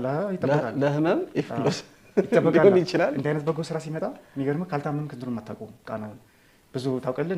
አንዳንድ ጸሐፊያን እኮ እጃቸው ሽባ የሆነ እየተጨነቁ እየተንቀጠቀጡ ተኝተው የሚጽፉ አሉ አይደለ? ብዙ እኮ እንሰማለን ታሪክ። ያ ጾር ዋጋ ያሰጠዋል፣ ለመጽሐፉ ሞገስ ይሆናል። ደግሞም የሚጎስም ነገር ሲኖር ጥሩ ነው፣ ይጣፍጣል። እና ቢመጣ እኔ ለምን አመምከኝ አይደለሁም፣ የእሱ ስራ ነኝ። አሁን ግን ፈውሶኛል። እንዲያውም እንደ አለቃ ተጠምቀው የሚባሉ የቅኔ መምህር አሉ። የአለቃ ትዝታ አለቃ ለማ መጽሐፍ ላይ ያለ ታሪክ ነው። የአብየ መንግስቱ ለማ አባት ናቸው። የኔታ አለቃ ለማ ማለት ለማ ኃይሉ ወልደ ታሪክ ብለው ራሳቸው የሚጠሩት እሳቸው ተጠምቀው የሚባሉ ታላቅ ሊቅ የሚወዷቸው ረጅም ዓመት ያሰማሯቸው በተለየ ሁኔታ የሚወዷቸው መምህራቸው አሉ። ተጠምቆ ይባላሉ እና አንድ ታሪክ አንስተዋል መጽሐፋቸው ላይ መጽሐፈ ትዝታ ላይ ሰረገላ የሚባል የቅኔ ተማሪ በየጉባኤ ቤቱ ቢንከራተት ቅኔ እምቢ ይለዋል። ከዛ አለቃ ተጠምቆ እስኪ እሳቸው ዘንድ ውሰዱት እሳቸው መላ ያጡም ተብሎ ቀደምት አበው በጸሎትም በምንም ጸሎት ጸልየው የተማሪዎቻቸውን ልቡና ብሩህ ያደርጋሉ መሰለኝ፣ ያደርጋሉም። በእርግጥ እሳቸው ዘንድ ሲገባ እንደው እሳት የላሰ የቅኔ ተማሪ ሆኗል። ያ ሰረገላ አጭር ናት። ተማሪው እሳት የላሰ ሆኖ ቅኔ አዋቂ ሲሆን ምን ተብሎ ተዘረፈ? ህሙም ሰረገላ ተፈወሰ በተጠምቆ ተባለለት ምትል ጽፈዋል። ሰረገላ የተባለ ታማሚ በተጠምቆ ተፈወሰ። ሰሙ ተጠምቆ የታመመ ሰው ተጠምቆ ይድናል። ጸበል ተጠብሎ ተጠምቆ ግን አለቃ ተጠምቆ ይህን ሰረገላን ከድንቁርና በሽታ ካለማወቅ በሽታ ወደ እውቀት ወደ ጥበብ አመጡት። በእርሳቸው ምክንያት እንግዲህ ጸልዮለት ወይ ደግሞ አንደበታቸው ሲሰማው ተገልጦለት እሱን እንግዲህ እናጥና አብረን ብቻ እና ምን ለማለት ነው? ይሄ መጽሐፍ ለእኔ ፈዋሽ ነው። እጄ እንደውም በቃ ስሜታዊ ሆኜ ክፉ ቃል ስጽፍ የነበርኩ ሰው፣ ኃይለ ቃል ስናገር የነበርኩ ሰው እዚህ ስራ ላይ ስመጣ እጄ የተልፈሰፈሰብኝ ሰው። ስለዚህ ከመጽሐፉ በኋላ ፌስቡክ ላይ አልወጣም ብለህ ቃል ገባ? አረዘምኩ ባህል አይ እና እንዲህ ተደረገ። ምክንያቱን ሳገኘው ብዬ ልክ ነው። እንዲህ ተደረገልኝ። እግሬም ባህር ዳር ዩኒቨርሲቲ ያለው ዝናብ ጥሎ ስሮጥ የኋላ ተረከዜ የሆነ ስንጥቅ ውስጥ የመንገድ ስንጥቅ ውስጥ ገብታብኝ ቱቦ አይደለም የውሃ ተፋሳሽ ክፍት ቦታ እሱ ላይ እግሬ እንደዚህ ስንቅር ብሎ ተረከዜ ይሄኛው ያመኝ ነበር ብዙ ጊዜ። አሁንም እሱን የዳንኩት አሁን ነው። እንዲህ የፈወሰኝ መጽሐፍ አለ። ይህን ይዤ ከዚህ በኋላ ምን አይነት ጽሁፍ ነው የምጽፈው የሚለው ያሳስበኝ ነበረ። መጨረሻ ላይ ሰው ተው ሲለኝ አልተውም። እንደገና አለ ነው የሚይዘኝ ሀሳብ እና ነገር ሲለኝ እጽፋለሁ። መጨረሻ መምሪያ አረጋል አበጋዝ ምረቃ ላይ ተገኝቶ ስለነበረ ላመሰግነው ሄድኩኝ። ቤቱ ስላከበርከኝ እግዚአብሔር ያክብርልኝ ሌላው እና እግረ መንገዴን ግን እንደው እግዚአብሔር ምክንያት ሲፈልግ የለም እስኪ የሚለውን ልስማ። እሱ አንዳንድ ኃይለ ቃል እናገራለሁ እና ጽሁፍ ያስቀይምህ ይሆን አንተን ምን ትመክረኛለህ? እስኪ የምትለውን በለኝ የፈለግከውን አልኩት። እንዲያው ኤፍሬም እንዲያው ቅር እንዳይልህ እንጂ ኤፍሬም ጽሁፎችን ብታዋቸው ብዙ ሰው ነው የሚቀየምህ። እሱ ምን ይላል ብዙ ጊዜ እኔ ለእኔ አይደለም አንዴ ቅር አለህ እንዲህ ብዬው የሆነ ጽሁፍ ጽፌ ለእኔ አይደለም ኤፍሬም ቅድሚያ ለቤተክርስቲያን ነው ማሰብ ያለብን። ቤተክርስቲያን ቅር እንዳይላት፣ ከቤተክርስቲያን ቀጥሎ ግን ምእመናን ቅር እንዳይላቸው እና ሰው ይቀየማል። ጽሁፎቹ ካስቀይማሉ አይታወቁም እንዴ አንተ አለኝ። አይታወቁኛል። አንተስ ደስ ይልሃል? ለጊዜው ረካለሁ፣ እየቆየሁ ግን እብሰለሰላለሁ። ደግሞ ሰው ሲሸሽኝ ይታወቀኛል። ኤፍሬም የሸሸን ብቻ አይደለም ገና ወደፊት የሚሸሽ ሰው አለ። ይህን ጽሁፍ እያየ ምን ይጽፍብኝ ይሆን እያለ ደግሞ ነው የሚለኝ ይሆን እያለ የሚሸሽ ሰው ብዙ ነው። እና በራስህ ላይ ጠላት እያበዛህ ይህን የመሰለ ወርቅ ስራ እየሰራህ ኤፍሬም እንዲህ ያለ ወርቅ ስራ መስራት ምችል ልጅ ለምንድን ነው የማይሆን ነገር ምጽፈው? ዓለም እኮ እንዲህ ናት። አንተ እንዲህ ተብለህ ስለጻፍክ ሊቀየር ነገር አለ ወይ? ባይሆን እኛ አንተ እንደዛ አይነት ክፉ ግብር ውስጥ እንዳንገባ እንጠንቀቅ እንጂ ለምንድን ነው ክፉ ግብር የገቡ ሰዎችን በዚህ ደረጃ መገሰጸው? ማስተማር ከቻልክ በሌላ መንገድ አታስተምርም ወይ? ሌላ በጎ ቃል የለም ወይ? እና ደነገጥኩ። ሁለት ነገር፣ አንደኛ ግሳጼው አሳማኝ ነው። ሁለተኛ እሱ ራሱ አዝኗል፣ ያስታውቃል ፊቱ። እኔ ደግሞ ያረጋልን ማሳዘን አልፈልግም። አሁን ሰው ደጋግሜ ነው የምናገረው ቃል። እንደሱ አይነት ሰዎች አሉ በህይወቴ ውስጥ ማሳዘን አልፈልጋቸው። ሌላውን ሰው ማሳዘን እፈልጋለሁ ሳይሆን በተለየ ሁኔታ ደግሞ የምትጠነቀቅለት ሰው የለም። እሱ የሚከፋ ከሆነስ ብለህ የምትተውለት ለያረጋል ስኔ ብዙ ነገር እተዋለሁ። ወደፊትም ቢሆን እሱ ተወው ካለኝ ምንም ነገር እተዋለሁ። ምናልባት እንጃ እንደዛ ነው የማስበው። እና እሱን ያህል ሰው ካስቀየምኩ እሱ ካልከፋው እንዲህ አይናገረኝም ነበር። ከዚህ በኋላ አቆማለሁ ብዬ ለራሴ ቃል ገባሁና ወሰንኩ። ስወጣ ግን አለመጻፍ ብቻ አይደለም፣ በቃ አልተወሰነ ጊዜ ልቁም ጻፍ ጻፍ የሚለኝ ነገር እሱም አለኝ ኤፍሬም እንዲህ አይነት ነገር ጻፍ ጻፍ ሲል ዝም ብለህ ሶስት ያሁን ስመት ድገም እስኪ ያስቀድማል። በቃ ከመጻፍ በፊት እስኪ ጸሎት አድርግበት፣ ትክክል ካልሆንክ ትተዋለህ አለኝና እውነቱን ነው። ስሜታዊ ሆኜ ነው የምጽፈው። ደግሞ ሰው አይጠቀምበትም ሳስበው። ሰው ካልጠቀምኩኝ ራሴን ጎድቼ ሰውን ጎድቼ ለምን መጨረሻ ይሄን ጊዜ ላልተወሰነ ጊዜ ብቻ ጾመ ነቢያት እስኪያልቅ ካስቻለኝ ደግሞ ከዛም በኋላ ላልተወሰነ ጊዜ እቆማለሁ። እንደውም አለመጻፍ ብቻ አይደለም መምህር፣ ከዚህ በኋላ ላልተወሰነ ጊዜ እጄን እሰበስባለሁ ብዬ ቃል ገብቼለት መጣሁና ለያረጋል ክብር ስል፣ ለራሴም ጤንነት ስል፣ ለተቀየሙ ሰዎችም ደህንነት ስል ላልተወሰነ ጊዜ ከመጻፍ ታቅቤያለሁ። ወደፊት ስመጣ እንዲህ አይነት ተራ ነገር አጽፍም፣ ቁም ነገር የሆነ ነገር ሰው የሚጠቅም ነገር ይዤ እመጣለሁ። ከአሁን በፊት በማይሆን ነገር ያስቀየምኳችሁ ክፉ ቃል እየተናገርኩ ስሰርጉኝም ይቅር ማለት ሲገባኝ ይሄ ስድብ እኮ ለእኔ ጾሬ ነው እግዚአብሔር እንደዚህ የሚልክብኝ እንድጸና ነው ብዬ መተርጎም ሲገባኝ ማይሆን ነገር የመለስኩ ያስቀየምኳችሁ እህቶችም ብትሆኑ ወንድሞች ይቅር በሉኝ። ከዚህ በኋላ አልሰድባችሁ። የፈለጋችሁ ብትሰድቡኝ ደግሞ አልመልስላችሁ። ይሄን አምናችሁ ስደቡኝ። ይችን ካልቻልኩ ምን እችላለሁ? አባቶች ድንጋይ የተሸከሙ እዛ ጊንጥና እባብ እየነደፋቸው ያኖሯትን ክርስትና እኔ ፌስቡክ ስድብ ማልችል ተራ ሰው መሆኔ ነው የገባኝ ስመላለስ። ከዚህ በኋላ ግን እንዲህ አይነት ስራ አደርሳለሁ። እንዲህ አይነት ስራ ለማድረስ እንድችል ጸሎታችሁ ታግዘኝ። ያስቀየምኳችሁ ይቅር በሉኝ። እኔ ይቅር ብያቸዋለሁ። ይሄው ነው። እቺ እንግዲህ ልዩ ማስታወሻ ነች ዛሬ ያመጣኋት በተለየ ሁኔታ ነውና የየራሳችን ብዕር ሃንድ ራይቲንግ የተቀመጠባት ናት። እጅግ በጣም ሰርፕራይዝ ያደረከኝ በዚህ ነው። የኔ መጨረሻ ላይ 091145 ብሎ ስሜ ቋንቋይነሽ ድንግል ፊርማዬ። ዛሬም ይሄ ነው ጽሁፌ። ግን መቼ ነው ይሄ ዓመተ ምህረት እስኪ አስታውሰን እና ደግሞ ከላይ ያሉትን እስኪ። ይሄ 2001 ዓመተ ምህረት ነው። እሺ ያን ጊዜ የ11ኛ ክፍል ተማሪ ነበርኩ። በዲቁና ደግሞ ወንድሞቼ ዲያቆናትን እንዳስተባብር ሊቀ ዲቁና ተሹሜ የነበርኩበት ዓመት ነውና በእያንዳንዱ ጉዳይ ወዲያ ወዲህ እላለሁ። እርግጥ ያደግክበት ቤተ መቅደስ ላይ በሁሉም ጉዳይ ትሯሯጣለህና ጉባኤ ተዘጋጅቶ እንግዶች ከአዲስ አበባ ይመጣሉ ተብሎ በትልቅ እንቅስቃሴ ነው የተጠራችሁትና ብርቅ ነው ለኛ። የሚገርም በዛ እድሜ ለነበረ ሰዎች ከአዲስ አበባ የሚመጡ ሰባኪያን ዘማሪያን ሲባል አሁንም ድረስ እንደዛ ነው የሚሰማው ማህበረሰቡ። ብዙ ጊዜ ስለማይገኝ አዲስ አበባ ያለ ሰው እና በጉጉት ነው የምንጠብቀው ጉባኤ። አገኘናችሁ። አጋጣሚ ሆኖ ደግሞ በቅርበት የማግኘት ድል ገጠመኝ። ሁላችሁንም ስትወጡ ስትወርዱ በሆነ አጋጣሚ ወዲያ ወዲህ ስንልና ካገኛችሁ ላይ ቀርማ ለምን ማስታወሻ ላይ አላስፈርማቸውም? ማስታወሻ ቢያንስ ስማቸውን እና ስልካቸውን ቢይዝ በሆነ አጋጣሚ ባገኛቸው ብደውላችሁ በሚል ያሉትን በሙሉ ያላገኘኋቸው አሉ። ያገኘኋችሁን ግን ቀድሜ ጥሩዬ ኃይለ ማርያም ነበረች። አንድ ላይ ነው አይደል ያገኘን? በተለያየ ጊዜ ነው ያገኘኋችሁ። በተለያየ ጊዜ አንተን እንዲያውም ለብቻ የተገናኝተን እኮ ሌላ ጊዜ ነው የተገናኘነው። አንዴ አውርተናል ቁጭ ብለን፣ ሌላ ጊዜ ስትመጣ አስፈረምኩ። አንዴ ግን በአካል ታግኝቼ ቁጭ ብለህ አውርተኛል ረጅም ሰዓት። እንዲያውም ጊዜ ሰጥተህ ስላወራህ ጭምር ነው እንዲያውም ለአንተ በጎ ልቤ ያደረብኝ። ተመስገን። ጊዜ የሚሰጠኝ ሰው ደስ ይለኛል። እኔ ሳወራህ እሺ ብለህ ብትሄድ ማለት ነው ድጋሚ አላገኝህም ነበር። ያው ነው ራሱ ጊዜ ሰጠህ። አሁንም አልሰጠኝ ነገር ምን አለ? አሁን ቀጥታ ስርጭት ሰጠኝ፣ ስቱዲዮ ሰጠኝና እግዚአብሔር ያክብርልኝ አብዝቶ ይስጥልኝና ዘማሪ አስማማው ነበረ፣ ዲያቆን አስማማው፣ ብዙአየሁ ተመስገን ነበረ፣ ጥሩዬ ነበረች። ሁሉንም ለመታወቂያ ብዬ ዞሩ ጌታቸው ነበረ፣ መምህር ብረት ሽጥላ። መጨረሻ ያገኘው አንተን ነው። አንተን ከስልክህ ጻፍልኝ ብዬ ጻፍኩና እንደዚህ ነው የሆነው። ቀኑ እንዲያውም አጋጣሚ ሆኖ ህዳር 8 ነው ጉባኤው የተጀመረው። የኔ መጽሐፍ ከተመረቀበት ቀን ጋር ተመሳስሏል። አጋጣሚ ህዳር 8 መነሻው። ከህዳር 8 እስከ ህዳር 10 ትልቅ ጉባኤ ነበር። ትልቅ በጣም ለ3 ቀን የቆየ ጉባኤ ነበረ። ጊዮርጊስ ላይ የድሮ ቤተክርስቲያን ያ ክቡ አሁን አቡነ ገብረ መንፈስ ቅዱስ ገብተውበታል። ቀደም ሲል ጊዮርጊስ የነበረበት አሁን ሌላ ተሰርቶ ወደዛ ሄዷል። ፍልሰ ሰላም ከተማ ፈለገ ሰላም ቅዱስ ጊዮርጊስ ደብር የቀድሞ ህንፃ ቤተክርስቲያን ነበረ ጉባኤው የነበረው እና ያኔ ነው ይሄ ማስታወሻው። አጋጣሚ ሆኖ ግን አዲስ አበባ መጥቼ ዘማሪ ብዙአየሁን አግኝቼዋለሁ። በጊዮርጊስ ማህበር አማካኝነት የመጽሐፍ ምረቃ የምንቶ ነበረ።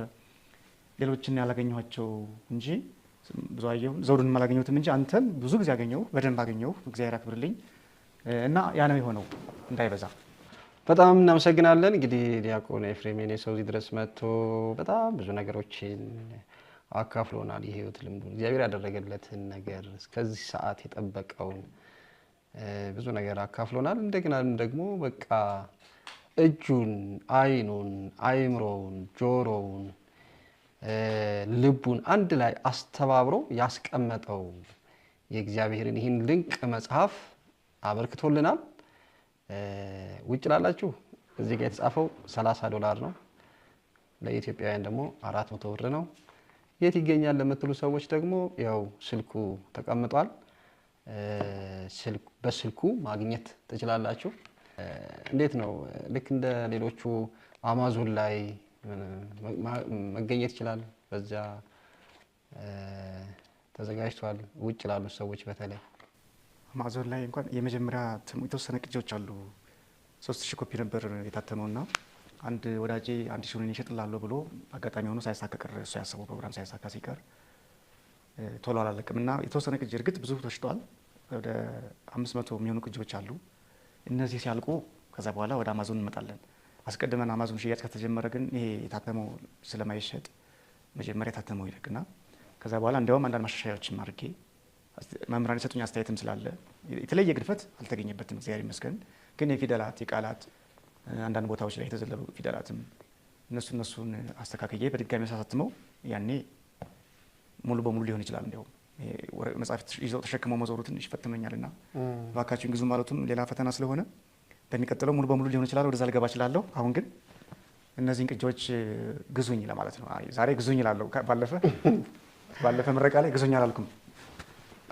500ውን መውሰድ የሚችል ሰው ካለ ደስ ይለኛል፣ አስረክባለሁ በተመጣጣኝ ዋጋ። ያው በዋጋው ሳይሆን 500ውን በሙሉ ከወሰዱ በደንብ ቀንስላቸዋለሁ። ስልክ ቁጥር እንግዲህ 0920 25 86 42 ኤፍሬም የኔሰው ዲያቆን ብለን እናገኘዋለን። ስለ ሁሉም ነገር አምላካችን እግዚአብሔር ስሙ የተመሰገነ ይሁን። እንግዲህ በመጨረሻ ሰዓት ያው እንደተለመደው አክብረው ለመጡ ወደ ቋንቋ አይነሽ ሚዲያ አክብረው ለመጡ እንግዶቿ ደግሞ ማስታወሻ ታበረክታለች። ለዲያቆን ኤፍሬም የኔሰው ደግሞ እቺን ማስታወሻ እናበረክታለን። እግዚአብሔር ያክብርልኝ። በእውነት በጣም አመሰግናለሁ። እንደውም እኔ የራሴ ነበርኩ ስጦታ ይዤ መምጣት የነበረብኝ።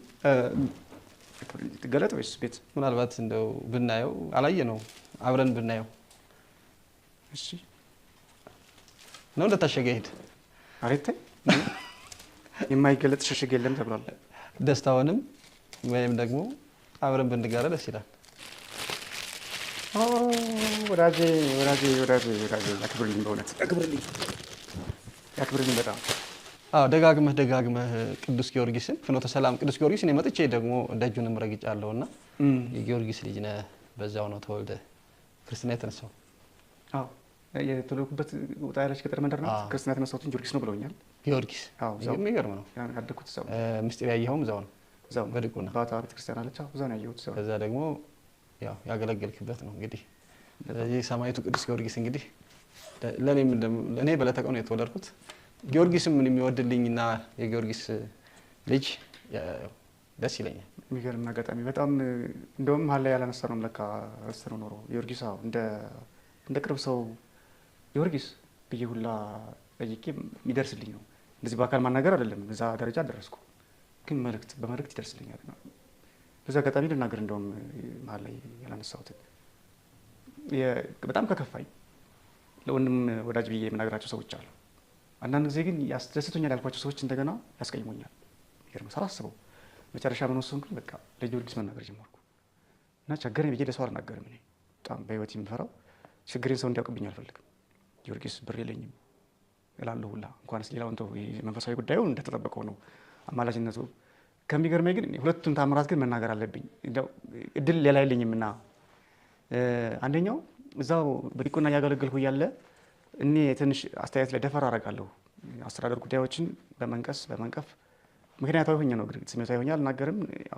የሚያዳምጠኝ አካል ግን ደስ ላይለው ይችላል እና አስተያየት መስጠቴ ያልተወደደልኝም እና እነዚህ ባለስልጣናቱ ጠሉኝ እና ምክንያት ፈልገው የሆነ ጊዜ ደሞዝ ቀነሱብኝ። በጣም ጥሩ ማገልገልበት ሰዓት ላይ ነው እና ምን ሆነ፣ ለዲያቆናት ደሞዝ ጭማሪ አንድ አይነት ነው መሆን ያለበት ተብሎ ደሞዝ ሲጨመር ለሁሉም ዲያቆን 40 ብር ተጨመረና 2001 ላይ መሰለኝ ለእኔ 10 ብር ብቻ ተጨመረ። እንደው እኔ ሰምቼው አላውቅም እንደዚህ አይነት ታሪክ በህይወቴ። ያዘንኩት አንደኛው ሀዘን ያን ቀን ነው እና ሄጄ እንደ ልማዴ ማድረገው እንደዛ ነው። ሲከፋኝ ሄጄ ተደፍቼ መቅደሱ ስር ጊዮርጊስ፣ ምክንያቱም አልተናገርኩም፣ ንቀለኝ አልኩት። አንድም በዚህ ነው ንቀለኝ። እኔ ምን አድርግ ነው የምትለኝ? አሁን እኔ ቤትህ አልወጣሁ፣ ሌላ ቦታ አልሄድኩ። በአገልግሎቴ እንከን ቢገኝ እሺ፣ ቢገኝም ደግሞ እንደዚህ ቋሚ ነው ጭማሪ ማለት በወር አንዴ ብቀጣ ችግር የለውም። 10 ብር ብቻ ነው የምትገባ እንዴት ተባልኩኝ። እና ለዓመት አገልግዬ ጭማሪ እና ጠየቁኝ። እጅ ስጠይቃቸው ደሞዝህ ያንተ ከፍ ያለ ስለሆነ ለማመጣጠን ብለን ነው። ያኔ እኔ 700 ደርሷል መሰለኝ። ብቻ ሲመጣ እነሱ እንዲስተካከሉ የኔን መቀነስ አለባቸው። ግን አላሳመነኝም። እኔ ያን ደሞዝ ያገኘሁት ገና ልጅ ሆኜ ተቀጥሬ በ92 93 አካባቢ ጀምሮ ተቀጥሬ ያገኘሁት ደሞዝ ነው። በየዓመቱ 20 ብር 10 ብር እያለ 25 ነበር ደሞዝ ሲቀጠር፣ ከዛ 40 ብር፣ ከዛ 60 ብር እያለ ነው ያደገልኝ። በጊዜ ሂደት የመጣ እንጂ በአንድ ጀንበር ያገኘሁት ደሞዝ አይደለም። እና በአንድ ጀንበር እኩል ማድረግም አይቻልም። እኩል መሆናቸውን አይደለም የጠላሁት፣ የኔን መቀነሳቸው አላሳመነኝም እና አዘንኩ በጣም። ብሩ አይደለም ያሳዘነኝ፣ ይሄ እንትኑ ፍትሁ ማለት እንዴት ግን። ከዛ ጊዮርጊስ ስራህን ስራ፣ እኔ መረረኝ፣ ወይ ንቀለኝ ወይ እንዳረካርግ እርር ብዬ አለቀስኩኝ። ቅድም አንድ የለቅሶ ታሪክ አጫውተኛል እንደዛ። እና ሰኞ ቀን ነው። በሶስተኛው ቀን የሆኑ ሰዎች እንፈልጋለን፣ ኤፍሬም በጣም አዝኖ ተስፋ ቆርጧልና ባካችሁ አግኙት ያላቸው ሰው አለ መሰለኝ። 4 ሆኖ የሆነ ቦታ ቀጠሩኝና ሄድኩ። ለማንም እንዳትናገር ከዛሬ ቀን ጀምረህ አገልግሎትህ እዚህ እንዳደግ እናውቃለን፣ መጨረሻ ላይ የተደረገውንም ሰምተናል። ከዛሬ ቀን ጀምረን በየወሩ ለአንተ 200 ብር እንከፍልሃለን፣ አገልግሎት እንቀጥል። በዚህ ተናደህ አገር ጥለህ እንዳትሄድ እና ንቀለኝ የሚለውንም ስለሰሙ ምናልባት ስለነግሯቸው ብን ብዬ እንዳልጠፋ አስበው እሱን የላካችሁ። አሁን ብሩ አይደለም ዱላይ ፍትሁ፣ አይዞህ እኔ ከአንተ ጋር ነኝ በርታ የሚል ሰው መጣ። በየወሩ ከደሞዜ ጋር ከ300 ብር በላይ እየተከፈለኝ፣ ከቄስም በላይ ከዲያቆንም በላይ እየተከፈለኝ። ስለዚህ ቅዱስ ጊዮርጊስ በዛ በልጅነት አንደበትህ ስትናገረው ቶሎ በቃ በዚህ መንገድ ይመጣ ነበር። እንደው መጣልህ ማለት ነው። አዎ በቅርቡም አዲስ አበባ መጥቼም ጥቅምት ወር ላይ ከተማ እንቅስቃሴ ሲሰማኝ ስራ አእምሮ ስለሚደነዘዝ ወጣ ልብል ብዬው ሳሪስ አካባቢ ሄድኩኝና አካውንቴን ሳየው ብር የለም።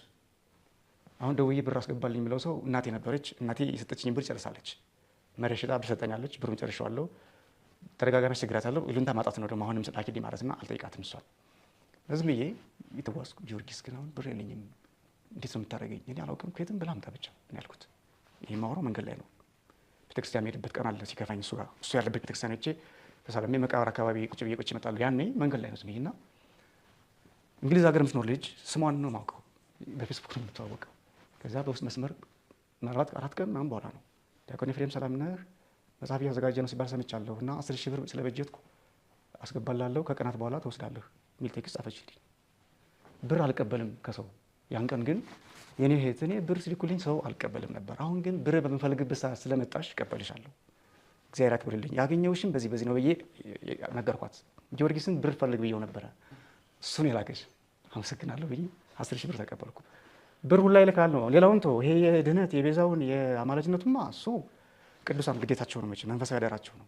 ከዛ አልፎ ብር እንኳን እንደ ነቢያቱ የቤትን ጓዳ የሚሞላልኝ ሰማዕቴ ነውና በእውነት አመሰግናለሁ እሱ ስለሰጠኝ።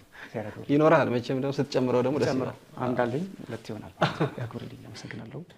ጊዮርጊስ ብዙ ነገር ነው ማጠቃለያ። ይሄ መጽሐፍም ያገኘሁት እዛ ቤተክርስቲያን ነው። እንደበዛ ይገባኛል። ዕቃ ቤት ነው ያገኘሁት መጽሐፉን። ይሄን ግዙን ሳነበው አጋጣሚ ለመድኩት፣ ወደድኩት፣ ለትርጉም አበቃሁት። የዚህ ምንጭ እሱ ነው። እዛ ቤተክርስቲያን ባላደግ ይሄን ቃል አላውቅ፣ ትምህርቱንም ቢሆን አላገኘውም ነበረ። የሱ በማሳደጉ እዚህ በቃሁና ሁሉ ነገሬ ነው። ቤተክርስቲያንን ሳመሰግን ጊዮርጊስ ደግሞ ከሁሉ በላይ እግዚአብሔር ጊዮርጊስ አምላክ ተመሰገነ ይሁን። ስለ ሁሉም ነገር አምላካችን እግዚአብሔር ስሙ የተመሰገነ ይሁን። አነሳስቶ ላስጀመረን አስጀምሮ ላስፈጸመን ለልዑል አምላክ እግዚአብሔር ክብር ምስጋና ይድረሰው። ምስጋና ይሁን አንድ አምላክ ለሚሆን ለአብ ለወልድ ለመንፈስ ቅዱስ ዛሬም ዘወትርም ለዘላለሙ አሜን።